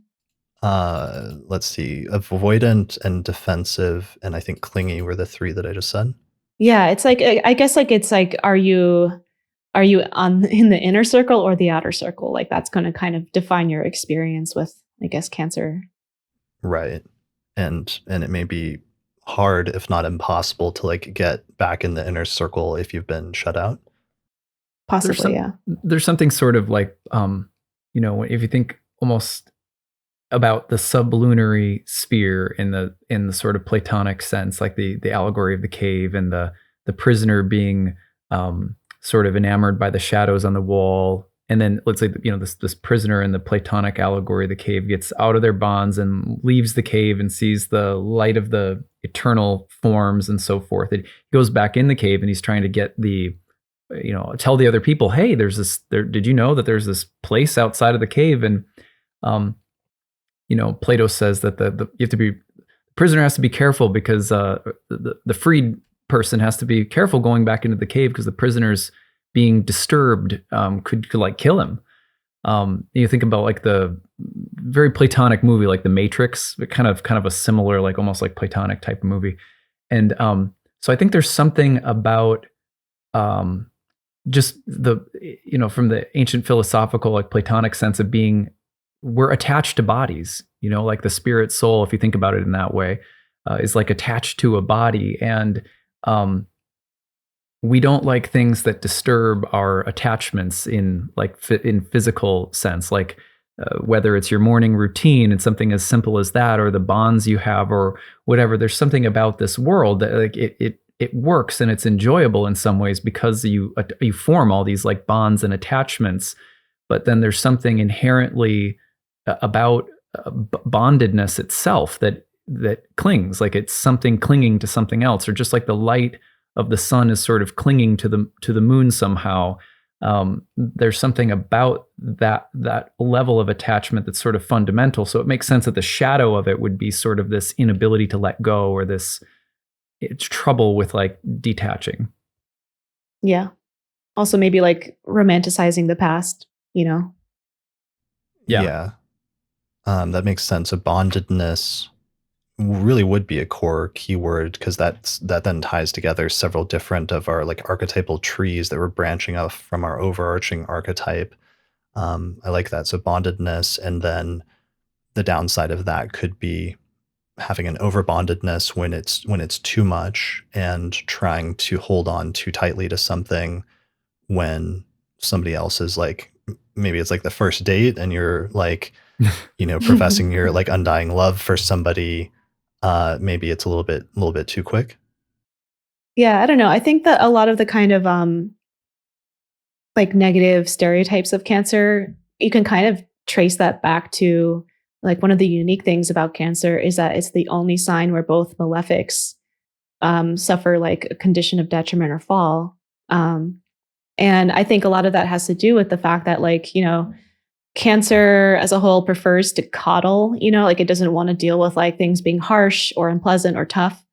Like it wants to kind of create like a soft environment. But then, you think about how planets in fall can also just be kind of chaotic and unpredictable. And then, planets in detriment have a tendency to kind of distort themselves to kind of, get by in like a strange environment, I guess. And so you think about Mars and that like ferocity that Cancer can sometimes be associated with. And then Saturn and the kind of coldness when Cancer has the shell up. And like that sort of boundary, right, can have this a warped quality to it in a way. It's like, Yeah. you think about like a Cancer when they're, it's like a mother bear protecting its young, or a Cancer when they crawl inside their shell. It's like you're kind of getting that like Mars and Saturn doing a weird dance. Yeah, Cancer Right. doesn't like if you think about Mars and its fall, or depressed in Cancer, it's like, well, I always think of the example of life includes the severing of the umbilical cord. I remember cutting with the scissors when both of my kids were born. I got to clip the umbilical cord, and I remember just being like a little scared, like, oh my God, like this, and so I just think that, it's like that severing action of Mars that naturally severs bonds. Like that's a good visual image of the umbilical cord being cut. Like it's totally natural. It's okay, but it's like life involves union and separation kind of coming in and out of one another. And I think, for Cancers, it might, one way of looking at Mars's stability in Cancer might be like, it's hard for a place that's so much about bondedness to deal with like things that sever. That's perfect. I love that. And also I was thinking with what you were just saying, Steph, that one of the issues with Cancer is it's actually an aversion to two of the fire signs. It's an aversion to Leo, and it's an aversion also to Sagittarius because it has no major aspect with those signs because it shares no affinity with them. And one of the things that fire signs really like is like freedom and freedom of movement. And I think that's one of the issues also when it comes to that is it's not that Cancer doesn't like freedom, but once bonds are created, that notion of clinginess can sometimes be felt by especially like fire signs that like to be able to go off and like, talk to and build other bonds with other people and keep things kind of light and not super heavy. Whereas Cancer maybe wants to create that bond and then do whatever it takes to maintain it and have some sort of regularity with it. Yeah, one of my best friends in graduate school was an Aries, and another one of my best friends now is an Aries, and I'm a Cancer, and I find that I'm always like, oh, I'm so envious of how free you are, and but by the same on the same note, my two buddies, they both say, I just feel like the family, the things that, because they're both bachelors, they're both like utterly free, free spirited, traveling the world, living abroad. And there's this kind of like, oh, I kind of like and am interested in like what you're doing, what your MO is like, And I think this weird, like interesting attraction between Aries and Cancer as well that I've noticed in some of my close friendships. Yeah, I love that. Because that can be really hard to then, because they just don't have like a similar MO in terms of how they would approach things in that way. And that's interesting though, that on each side there can be almost like because it's so foreign, from what you gravitate towards, almost like an exoticness to that of like, oh, that would be interesting to experience because it's so different than what my life is like. I think, Cancer also has this ability to kind of create a sense of home wherever it goes, So even if it's not the kind of traditional expression of like having firm roots and like a hometown that you're like 3 generations deep in, it's like you think about like someone like Anthony Bourdain, who kind of like, his Cancerianness is that he was able to go all over the place and kind of just create intimacy with strangers over a meal. Yeah, that's a great one. Yeah, over food. So he did a travel show. For those that are not familiar, did a travel show on like Food Network, and so he had Leo rising and the Sun in Cancer, and food is kind of an important like discussion topic for the moon and the connection between Cancer and the stomach, as well as a major component. And that was something that first came up in Taurus, but I feel like we've got a repeating theme there in Cancer as well. Hmm. Why is that? It's because, I mean, food is sustenance. It's a way that you can actually support somebody else or support a guest. And it's interesting in a lot of cultures how people will offer guests like food, or how if you're staying, at somebody else's house, that's one of the things that you have to be provided by someone else. So maybe it's through those themes of like nurturing or supporting and giving sustenance to another. Yeah. Mm-hmm. Yep. Also kind of like, like this idea of the well, like a central gathering point around, but like a basic survival need. Yeah, and therefore also a commonality because it's something that you can like relate to somebody else through having a shared experience of food, or sitting and eating together, or even like liking the same food and finding that you have an affinity for each other through some basic necessity that both of you happen to like. Yeah, definitely. It kind of makes me think about how like, food is kind of such a social experience. Um, it's like there's so many like, yeah, it's like obviously like something we need to do as, as a physical need, but then there's so much culture and tradition and just kind of custom that's built around that. And you know, one of the ways that like one of the easiest ways for someone to like appreciate another culture that they're not familiar with is to enjoy its food. Yeah, that's really good. I like that.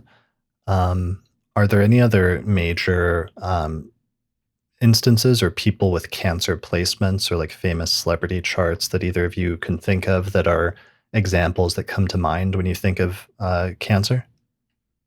I had a Pablo Neruda. He is a mega Cancer, actually. He has 6 planets there. His chart is Mhm. actually super interesting. I don't know if you have the link on in there, or it's saved in your Yeah, database. let me see if I can find it. But go ahead and explain, and I'll see, or describe the chart for the audio listeners, and I'll see if I can find it. Yeah, so Pablo Neruda, I believe he had a Pisces rising and just like a huge Cancer stellium in the 5th house. And, he is most famous for being a poet.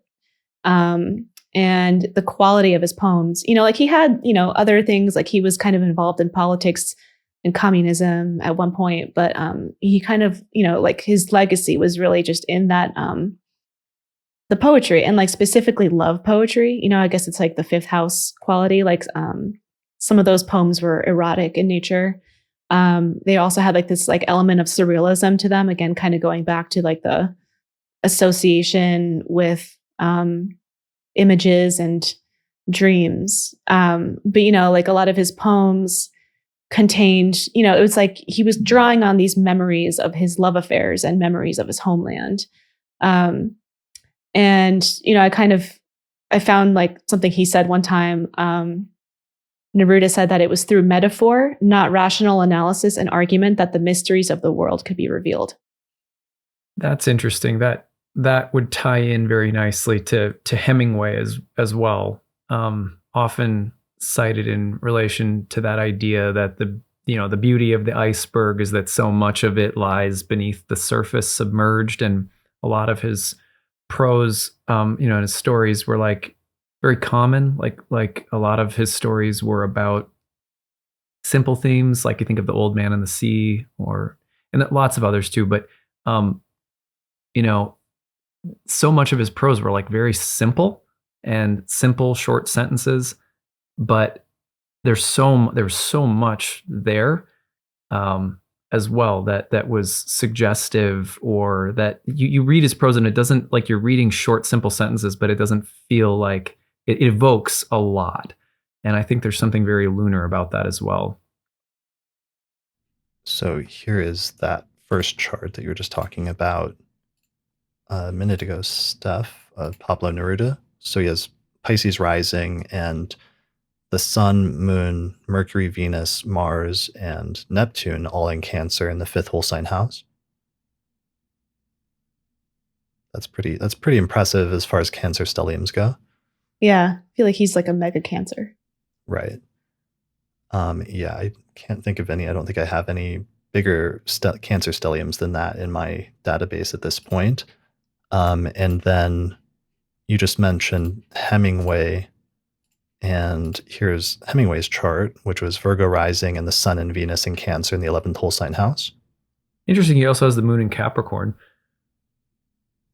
Yeah, so it's a full moon chart, or just before a full moon. Are there any other example charts that either of you wanted to share? Yeah, there was actually just like a couple musicians that I thought like were interesting examples of how like a Mercury Mars conjunction in Cancer can show up in like very different genres. So Lana Del Rey, she has Sun in Cancer and Mercury and Mars.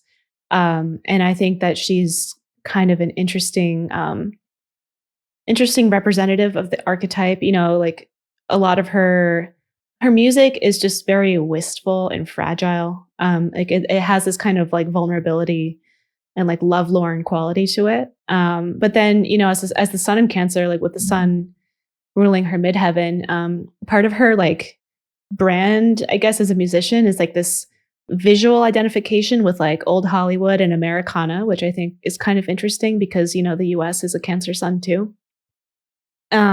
Also one of her we're actually recording this on July 4th on it's true. Yeah, on the birthday of the United States. Yeah, that, and one of her most famous songs is called Summertime Sadness, which, like, what is Cancer Super season Cancerian. but summertime sadness. And then the other example I had was Kendrick Lamar, who I think is most often thought of as like a Gemini because he has a Sun in Gemini, because he has Mercury, Mars, and his midheaven in Cancer. And I think like it's just kind of interesting because there's this sort of rhythmic cadence to the way that he raps. Like there's this kind of like, it's almost like staccato in like a buttery texture. Like it's sharp, but it's flowy. And then also like his lyrics are very raw and kind of emotionally affecting. So, it feels a little bit like confessional poetry. Like it's, again, it's like that like interiority, but it's kind of like, with the Mercury Mars conjunction, it feels a little provocative too. So yeah, Kendrick has Libra rising with Mercury, Mars, and the midheaven all in Cancer in the 10th whole sign house. Yeah, and I like that connection also because he also has the Gemini placements and the interchange between those two with the Sun and Venus in Gemini, and just being basically like one of the most brilliant lyricists of his generation, or at least usually regarded as.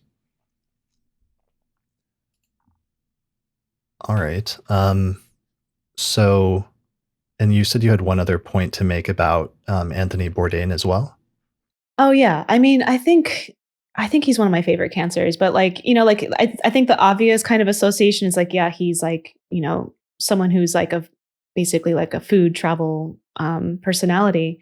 But I think that his Cancerianness really comes through in just like, how a lot of his show, like the way that the camera lens was focused, it was almost like kind of like from like the way that he was looking, like it was like it had this kind of subjective quality.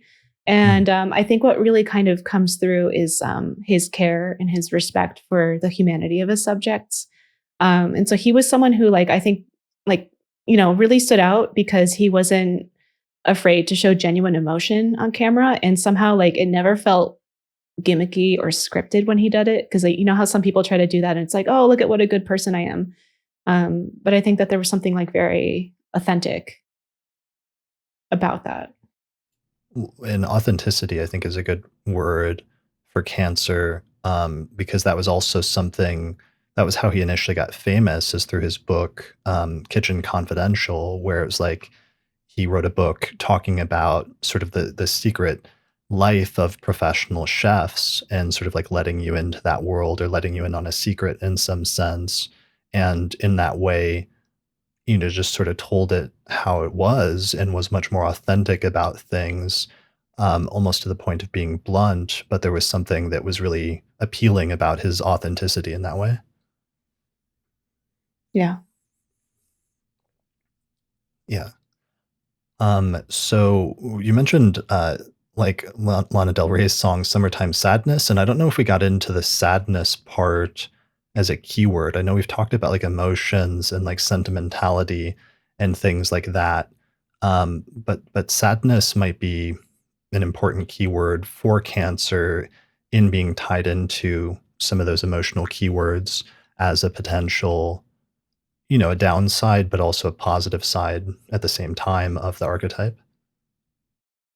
Yeah, I think of speaking of charts, what comes to my mind is Robin Williams, and you know, obviously it's sort of tragic the way that he passed, and dealing with depression throughout his life. Um, I I one time had a friend who worked with him. It was someone who did like hair and makeup and worked in Hollywood and stuff like that, and got to do like his hair and makeup on a set one time. And he said that he was one of the most empathetic human beings that he'd ever met, in even just hanging out with him for like an hour, getting him ready for the camera. And uh, when I think of like the different roles he's played, whether it's like Patch Adams or what was his name, Professor Keating from Dead Poet Society, I think that was his name. There's this quality in him that like it's like a sad, sweet quality that there's like this tender, empathetic. And I think sometimes it's not just sad, like sad is a good word, but I think it's almost like your sadness is safe with me, or your sadness is appreciated, or your sadness is welcome here. And so there's almost like a reservoir in for other people's emotions, that Cancer's like very welcoming in that respect. And I think sometimes that might get confused for the empathy can get confused for sadness. And I think Robin Williams is just a really interesting example of that quality of empathy. And I'm always reminded of what my friend said about being with him in the same room, which was like he was just such an incredibly empathetic person. Yeah, so empathy, that's a really important keyword for Cancer. And it also kind of connects it with the sign Pisces, as I was hearing you talk about that. And also looking at Robin Williams' chart, where he had Scorpio rising and then Mars, Uranus, and the Sun in Cancer in the ninth whole sign house. But he also had a Pisces moon in the fifth house. And that's kind of similar to, and makes me think of, and is almost like an inversion of the birth chart of Kurt Cobain, who had the Sun in Pisces and the moon in Cancer. And I know that was something that he really struggled with, was his like empathy and sometimes feelings of like sadness and stuff, and just being overwhelmed by that in some ways with having so much water in his chart. That reminds me, can you go back to Williams' chart for just a second? Yeah, there it is. Okay, so this is something that I also heard about him through my friend, which was that you see that Mars Uranus conjunction in Cancer, and Robin Williams would apparently get so emotionally worked up both before he went on stage and during and after, that he would sweat like uncontrollably. Like there was just this like uncontrollable release of water from his body. And you can actually see it in some of the original stand-up that he did, like on stage. You'll notice like the just profuse amount of sweating. And my friend who's into astrology as well was like, I just couldn't help but notice, the Mars Uranus conjunction in his chart in Cancer. And he was not only empathetic, but he was such a live wire on stage and relating to the emotions of the audience and stuff that he would like sweat uncontrollably. And I thought that is such a perfect Mars, Uranus, and Cancer signature in his chart. Mm. Yeah, I guess Yeah. it kind of just makes you think about like why do cancers need to be so guarded in the first place? Like what is like the thing that like what is the origin point of the need to have, energetic boundaries or like a self-protective force field? It's that sensitivity. It's like that kind of like, porousness where you're always kind of just like awash in this, sea of like energetic content or just feelings and memories from other people that can sometimes deplete you or bring you down. And I think, all water signs are kind of like that. And they have different ways of coping with it. I think that with Pisces, they might just kind of like dissociate when things get to be overwhelming. Right. Or have a tendency towards like escapism or other things like that. Mm-hmm. There's also this. Oh, go ahead, Chris. It's making me think of again back to Kurt Cobain's chart and just like what he said in his suicide note, where he actually talked about that, and he talked about just overwhelming emotions and things like that. So he said at one point, I mean, he refers to himself like famously as a sad little Pisces. But there was some other point in it where he just talks about how he feels too sad, and he says that he can't get over the frustration, the guilt, and the empathy that I have for everyone. He says there's good in all of us, and I think I simply love people too much, so that makes me feel too fucking sad. The sad little sensitive, unappreciative Pisces. Jesus, man, why don't you just enjoy it? He says, I don't know. And so just some of the ways that he expresses that obviously is coming through the Pisces placement, but it's just like doubled up by the Cancer placement of his moon at the same time. Oh, Chris, pull up that note one more time. I want to show you one thing that was right below where you just were. I have a goddess of a wife who sweats ambition and empathy. Right. And she's what, Cancer sun, isn't she? Yeah, Sun and Moon. Courtney Love has the Sun and Moon in Cancer in the 10th house, I believe. I think it's interesting that the sweating of empathy is mentioned after what I was just saying about Robin Williams, and that his wife is Sun Moon Cancer as well. It just really struck me. Yeah, well, and it's interesting that that's one of the qualities that he exalts about his wife is that she has so much empathy. And then when he goes on in the same paragraph to talk about his daughter, he says, and I have a daughter who reminds me too much of what I used to be, full of love and joy, kissing every person she meets because everyone is good and will do her no harm. And that terrifies me to the point to where I can barely function. I can't stand the thought of Francis becoming the miserable, self-destructive death rocker that I've become. So it's like he sees the qualities of himself and having that openness and empathy, that watery quality in his daughter at such a young age.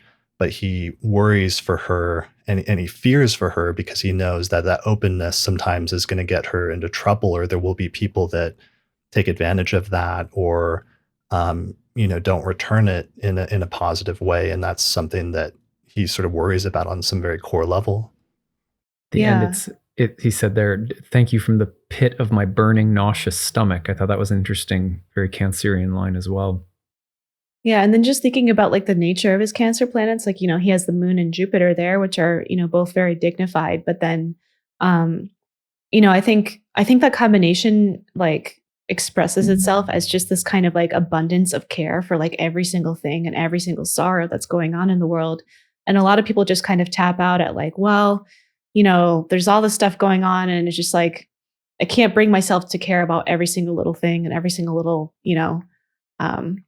like a lot of people just sort of like can only focus on a couple things at a time. But then I think with Moon and Jupiter and Cancer, it's like there's enough care to go around. And also that can be very subjectively difficult for the person who is always kind of like, tapping into that limitless well. Right, because there's both a care in the sort of like local community or local family unit of Cancer, but then also with Pisces of the more like on the more collective or like universal level as well.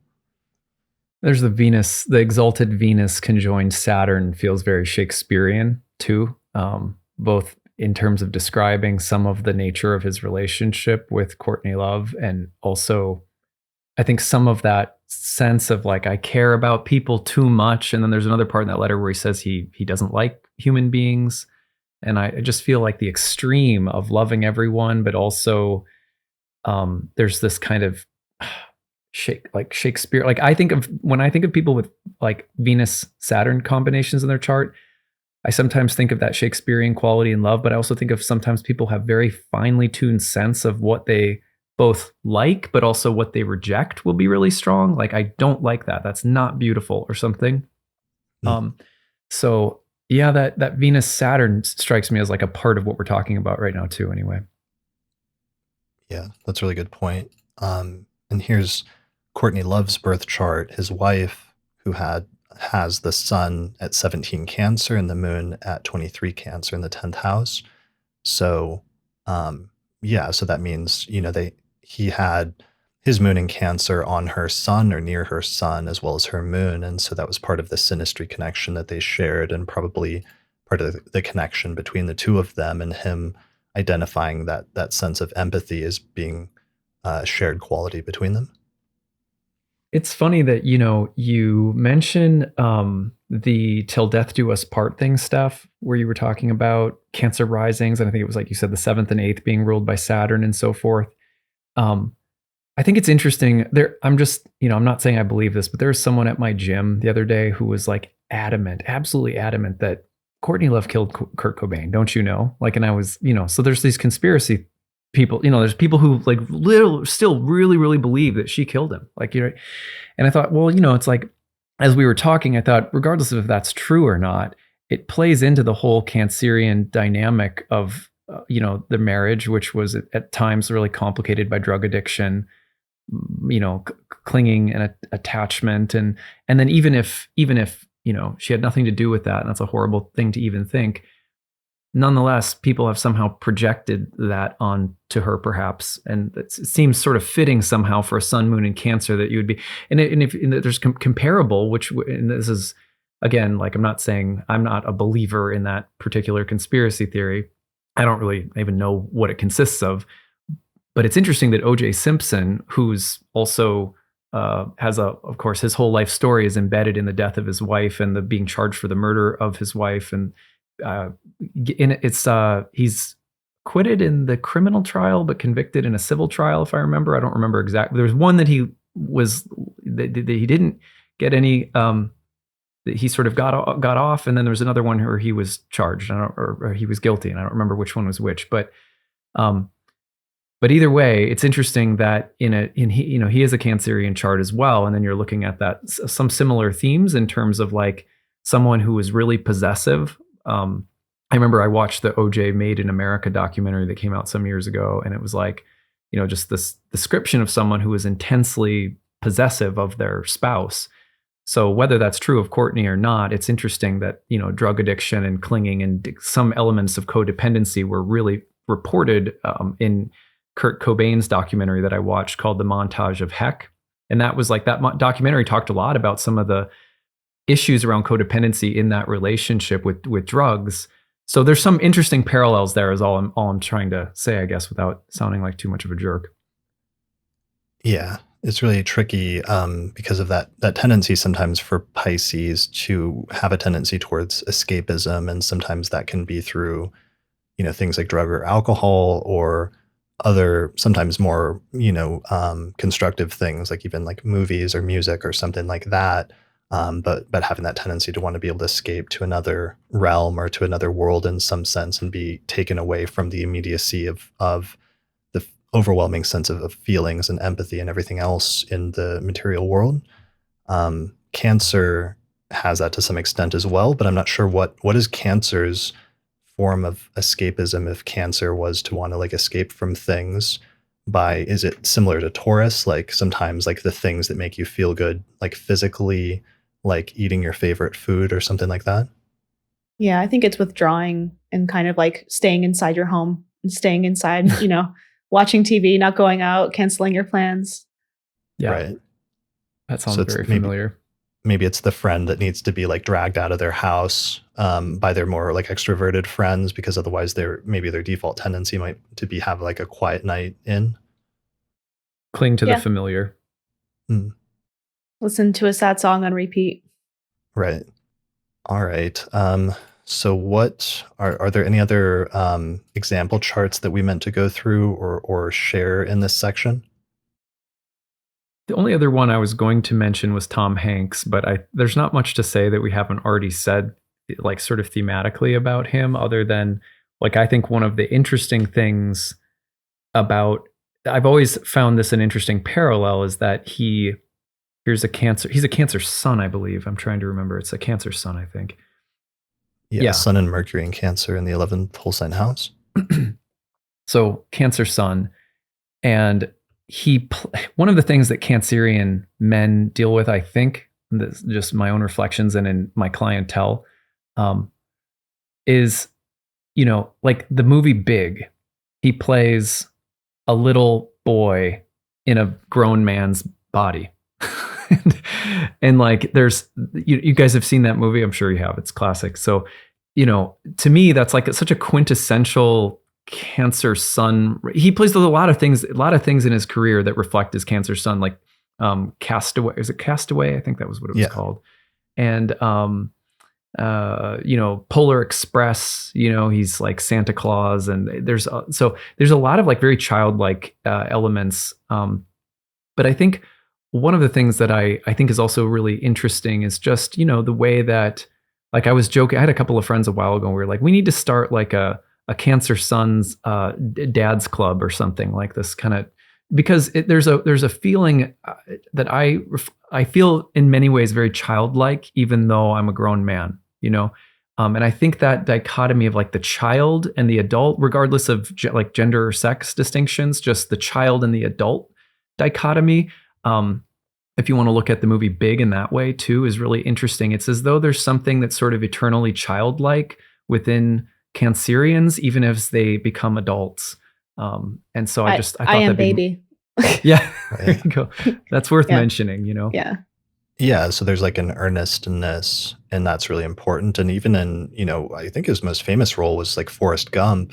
That's kind of one of the recurring themes, is just his earnestness or almost like childlike demeanor in encountering all these experiences through history as part of the charm of it in some sense. Yeah, exactly. There's this weird, a lot of my like, I feel like a lot of my childhood remains like really, really, I went to school, I did an MFA in creative writing, and what I wrote my book about were mostly childhood memories. And I feel like there's something about childhood that remains important for almost every Cancerian I know, no matter how old they are. Maybe it has to do with just the importance, like impressionability of childhood, and how, they say that within, what is it, the first like 7 years or something, that most of the childhood experiences you have will like imprint on you major things in terms of your personality and how you'll later grow and develop the rest of your life.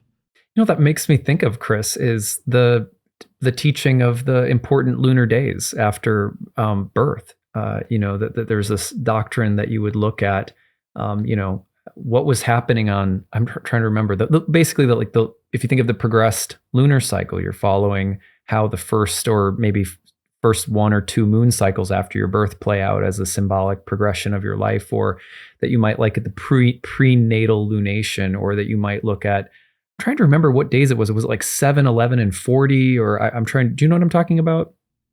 Yeah, it's the 3rd, 7th, and 40th day of the moon, I think. That's what it is. Yeah. That seems like exactly what you're saying.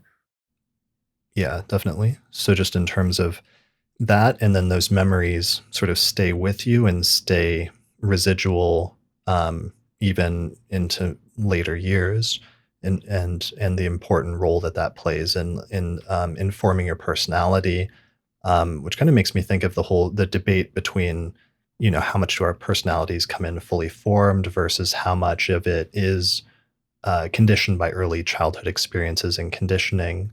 How much do we have a blank slate versus how much is there already? And clearly, some of those early childhood experiences like do make a major difference and can alter a person's trajectory for better or worse. Yeah, and that brings back up the idea of writing, right? Almost like a blank slate that you're inscribing something on, or that something has already been inscribed upon, or something like that. Sorry to interrupt, Steph. Oh, no, I was just going to say, when I was in high school and I was kind of like having like, going through like teen angst, teen depression, I had like a phase where I wanted to like find my old childhood friends. And like, this was before Facebook existed. So like I like, tried to like reconnect with all these people that were like important to me in my childhood, because I felt like there was like something in that I needed to kind of like reconnect with, like, I guess maybe like the core essence of who I was, or yeah, I don't know. Like that's been like something that that's kind of how I am. Like, I'm interested in kind of like maintaining those connections. Some people aren't. Facebook. And I just had to say that word. Facebook. Everything it was meant to be, everything it became. Oh God.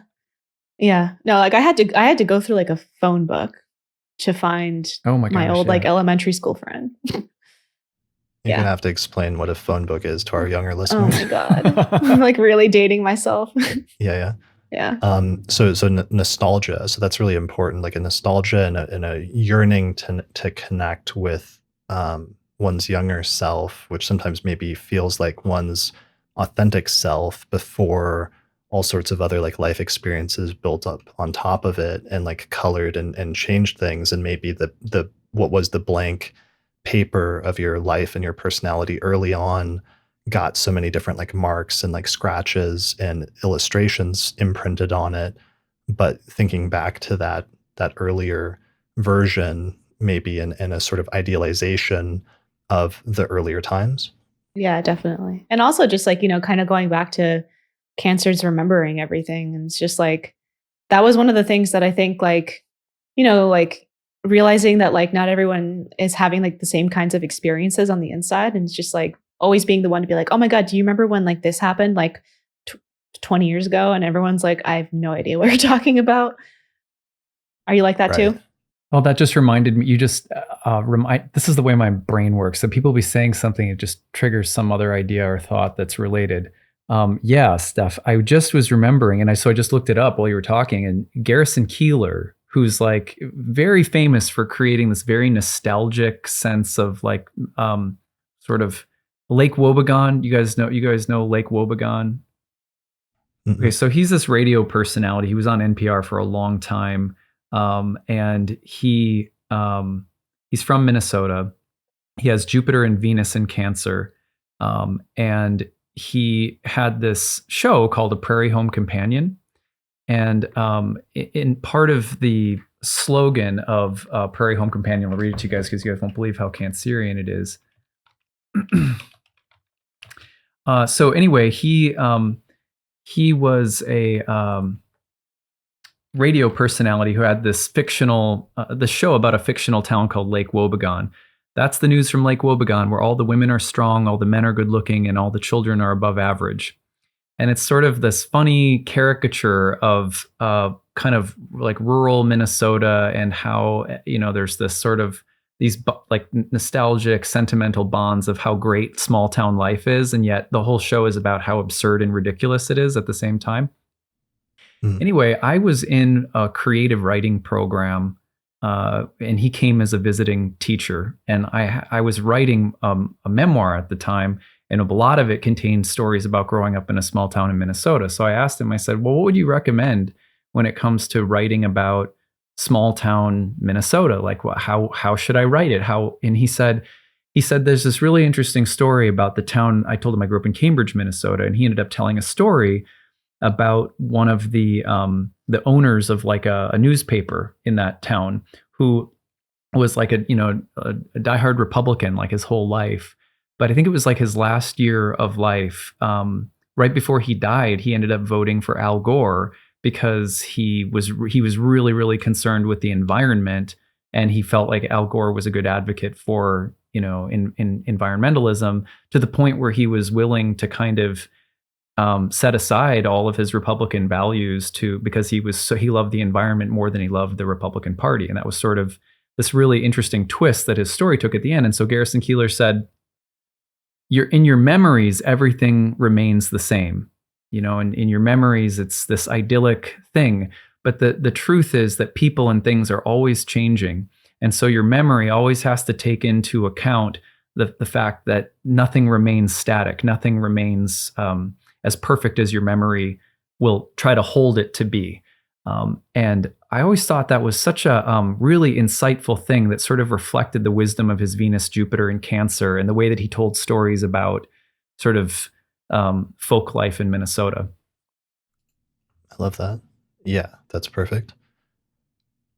And one of the last things that was mentioned that you were talking about, Steph, reminded me of something that movie production studios over the past decade keep doing remakes because people love the nostalgia from like when they were younger. And so it's like safe for movie studios to like remake an old movie that they know has sold because it plays to people's emotions and idealization of the past and like loving something that's already familiar in some sense.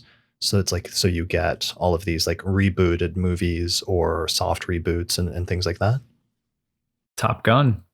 That was one of the most successful movies, I think, in like recent history, or maybe set records or something. And it was total reboot of a beloved movie, or like Stranger Things, which is all like it's so much 80s nostalgia in that Netflix series. Right. Yeah, Top Gun has gotten over like $1 billion already. It's only been out for like a couple of weeks. Mm-hmm. Yeah. So there's something really important there as well about that which is familiar and that just feeling good to people by default as a default, and that being something that's super important to Cancer, maybe the familiar being more important to Cancer almost than any other sign. Summer blockbusters are like that too, aren't they? Like they kind of play on familiar. Like I feel like summer blockbusters are always sort of like, they're not like Oscar winning films that like do something radically different or experimental. Like I feel like summer blockbusters sort of play on your emotions. Like, right. Yeah, that's probably true. So that's really crucial in terms of the centering of that. Taurus has something similar, except it's just like as a fixed earth sign, it's just the repetition of what feels good. Being a thing that Taurus does, of like finding that thing that it likes and then just really leaning into it and doing it over and over again to the point where like other signs might get bored with that thing, but Taurus actually finds joy in that, in the familiar and in the repetition of it. There's something like that with Cancer, except it's the joy in that which is familiar. Kind of makes me think about how like when you listen to a familiar song, doesn't it like activate more dopamine or something? I could be wrong. It's like your brain has kind of like a neurochemical response to something it recognizes. So it's kind of like, oh yeah, like I know how this song goes. Like that makes sense. Every time we get in the car, my daughter will ask for the exact same Miley Cyrus song so maybe there's something to that. Right. I like that because that's again a connection with Taurus. It's like the liking of something that's from like a physical sensation, like smell or taste or something like that. But with listening to a song, there's a little bit of that since there's this sense of hearing, but it's also sometimes with music, like also an appealing to an emotion or something, like a song that reminds you of somebody or a song that reminds you of some situation from the past or what have you. Yeah. You're setting a vibe. Yeah. All right. Well, so we've been talking for about 2 hours, so that's pretty good. We've gone through most of the basic significations that I wanted to go through, or a lot of the ones that I got from Twitter. Are there any major areas or things that we haven't touched on, but like should have, that we're going to kick ourselves if we don't mention before the end of this? I think there's one interesting thing that could be mentioned about Saturn in Cancer. I feel like we kind of touched on Mars in Cancer, not as much on Saturn in Cancer, aside from the like Capricorn Cancer distinction. But I have a client who's allowed me to use their chart in like teaching demos and stuff like that, who was born with Saturn in Cancer, like in the 10th house.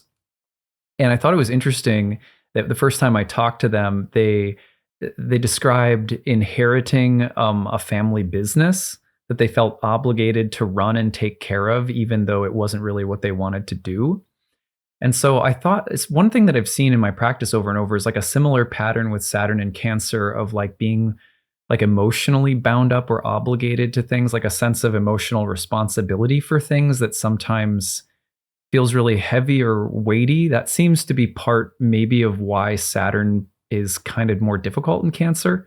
Like I've had a lot of single moms, for example, who really like, oh my gosh, I'm struggling to make ends meet, or father isn't paying maybe child support or something, and it's like, oh, Saturn and Cancer in the 8th house or something like that. So that was just something that I thought of that might be interesting to talk about.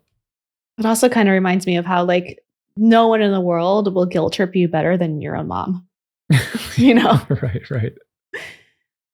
Also, I feel like there's kind of a missed opportunity when we mentioned the Thema Mundi with Cancer rising about have you heard of that weird trend where like organisms keep evolving back into crabs?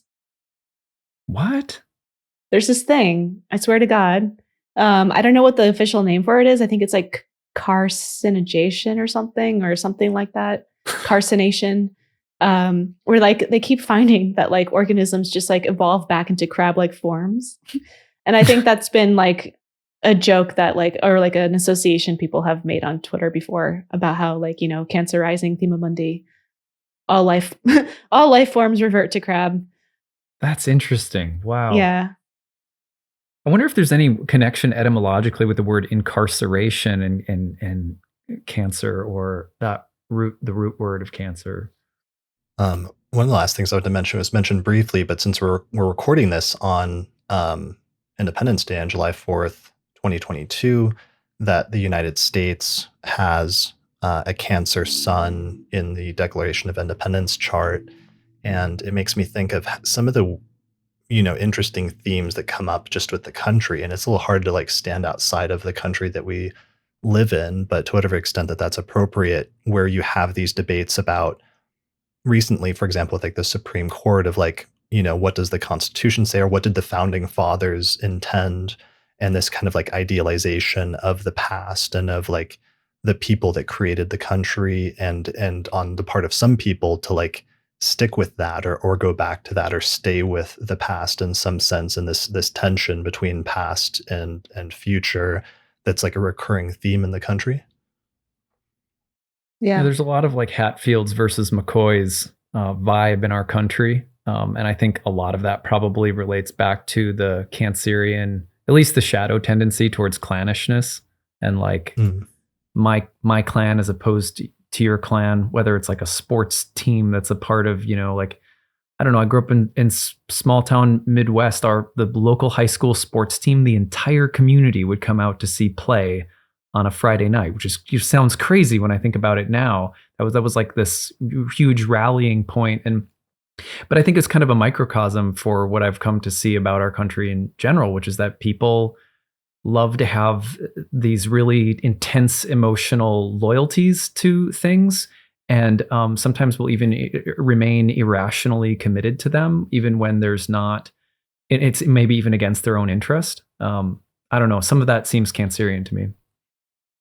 Yeah, let me pull up the U.S. Sibley chart. So here's the U.S. Sibley chart, which is one of the charts of the U.S., and it has the sun at 13 Cancer, as well as Jupiter, Venus, Mercury, and maybe possibly the lot of fortune in Cancer in the 8th whole sign house, if the Sibley's chart is correct. And there's a lot of debate about that, but at least we know that the Declaration of Independence chart does have a Cancer stellium.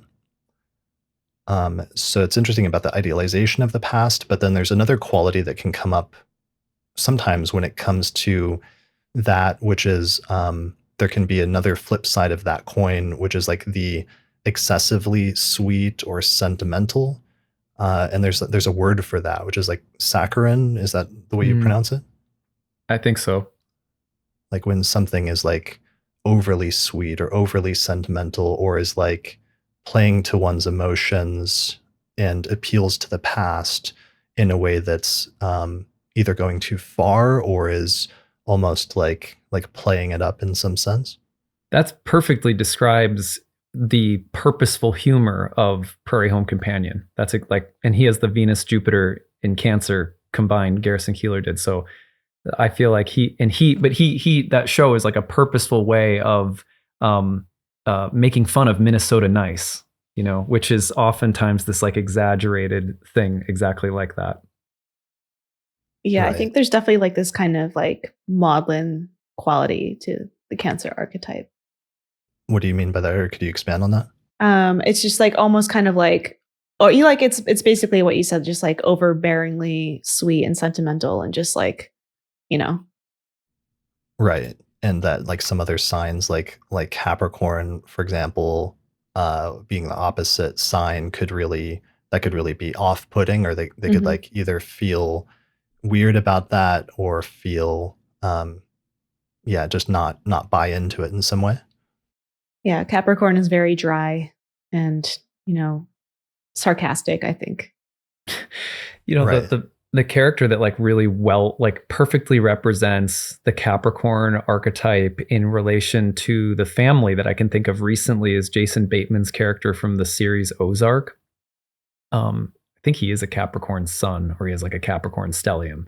But just that sense of like, my first thing is responsibility to the family, not like emotional involvement. And his, of course, in the show, his wife played by, is it Laura Linney?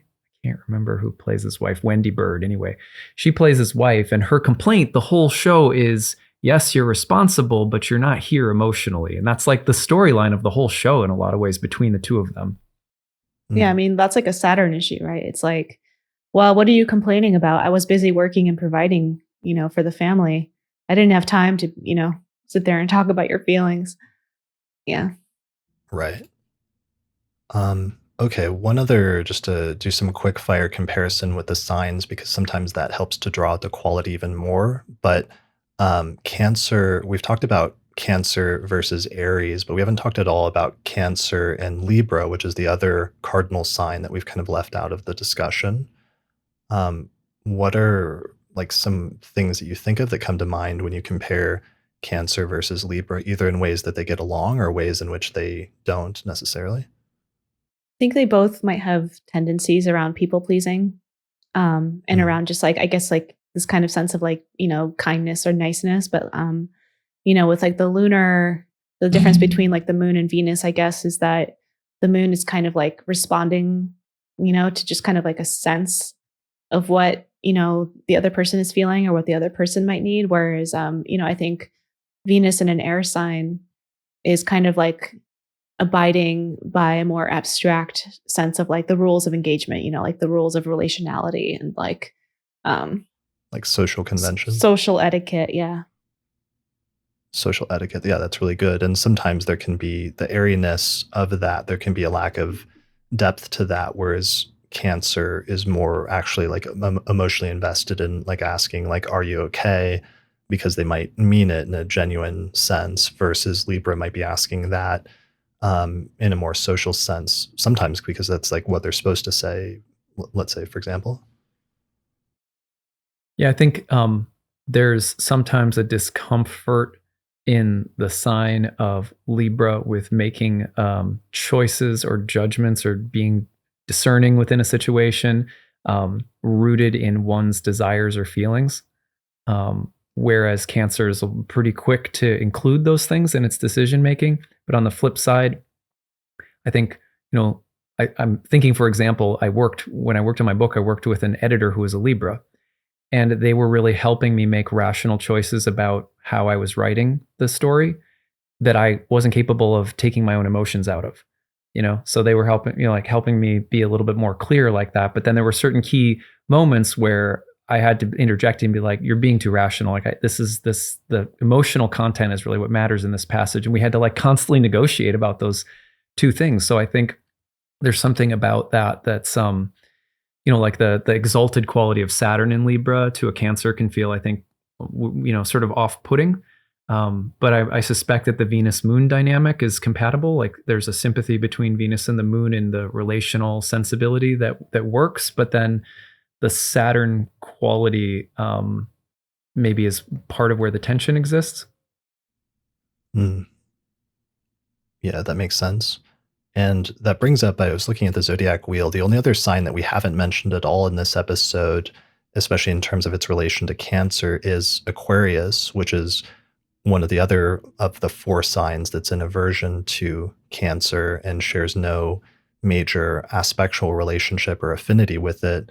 And a lot of the overlap there is very similar in that Aquarius is a Saturn-ruled sign traditionally, so there's some overlap in terms of some of those significations compared to Capricorn, but there's a couple of other qualities there. One of them being that it's a fixed sign, and the other that it's an air sign, and there's a kind of continuation of a coldness and a rigidity to Saturn or to Aquarius that I think is one of the things that sets it apart from Cancer and makes them not get along as well as signs.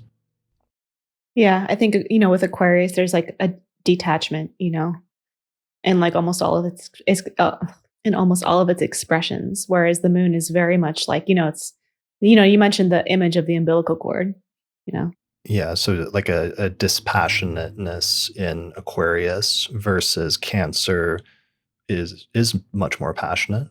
Yeah, like very earnest, very in it, just like, Right. Whereas there's almost like this objectivity and this like standing outside, almost like this scientific quality to Aquarius, versus this emotional engagement that Cancer wants to have.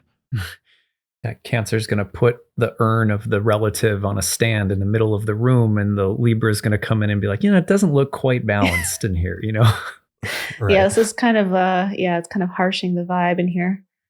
Yeah. Doesn't fit the decor. Yeah. Yeah, I like that.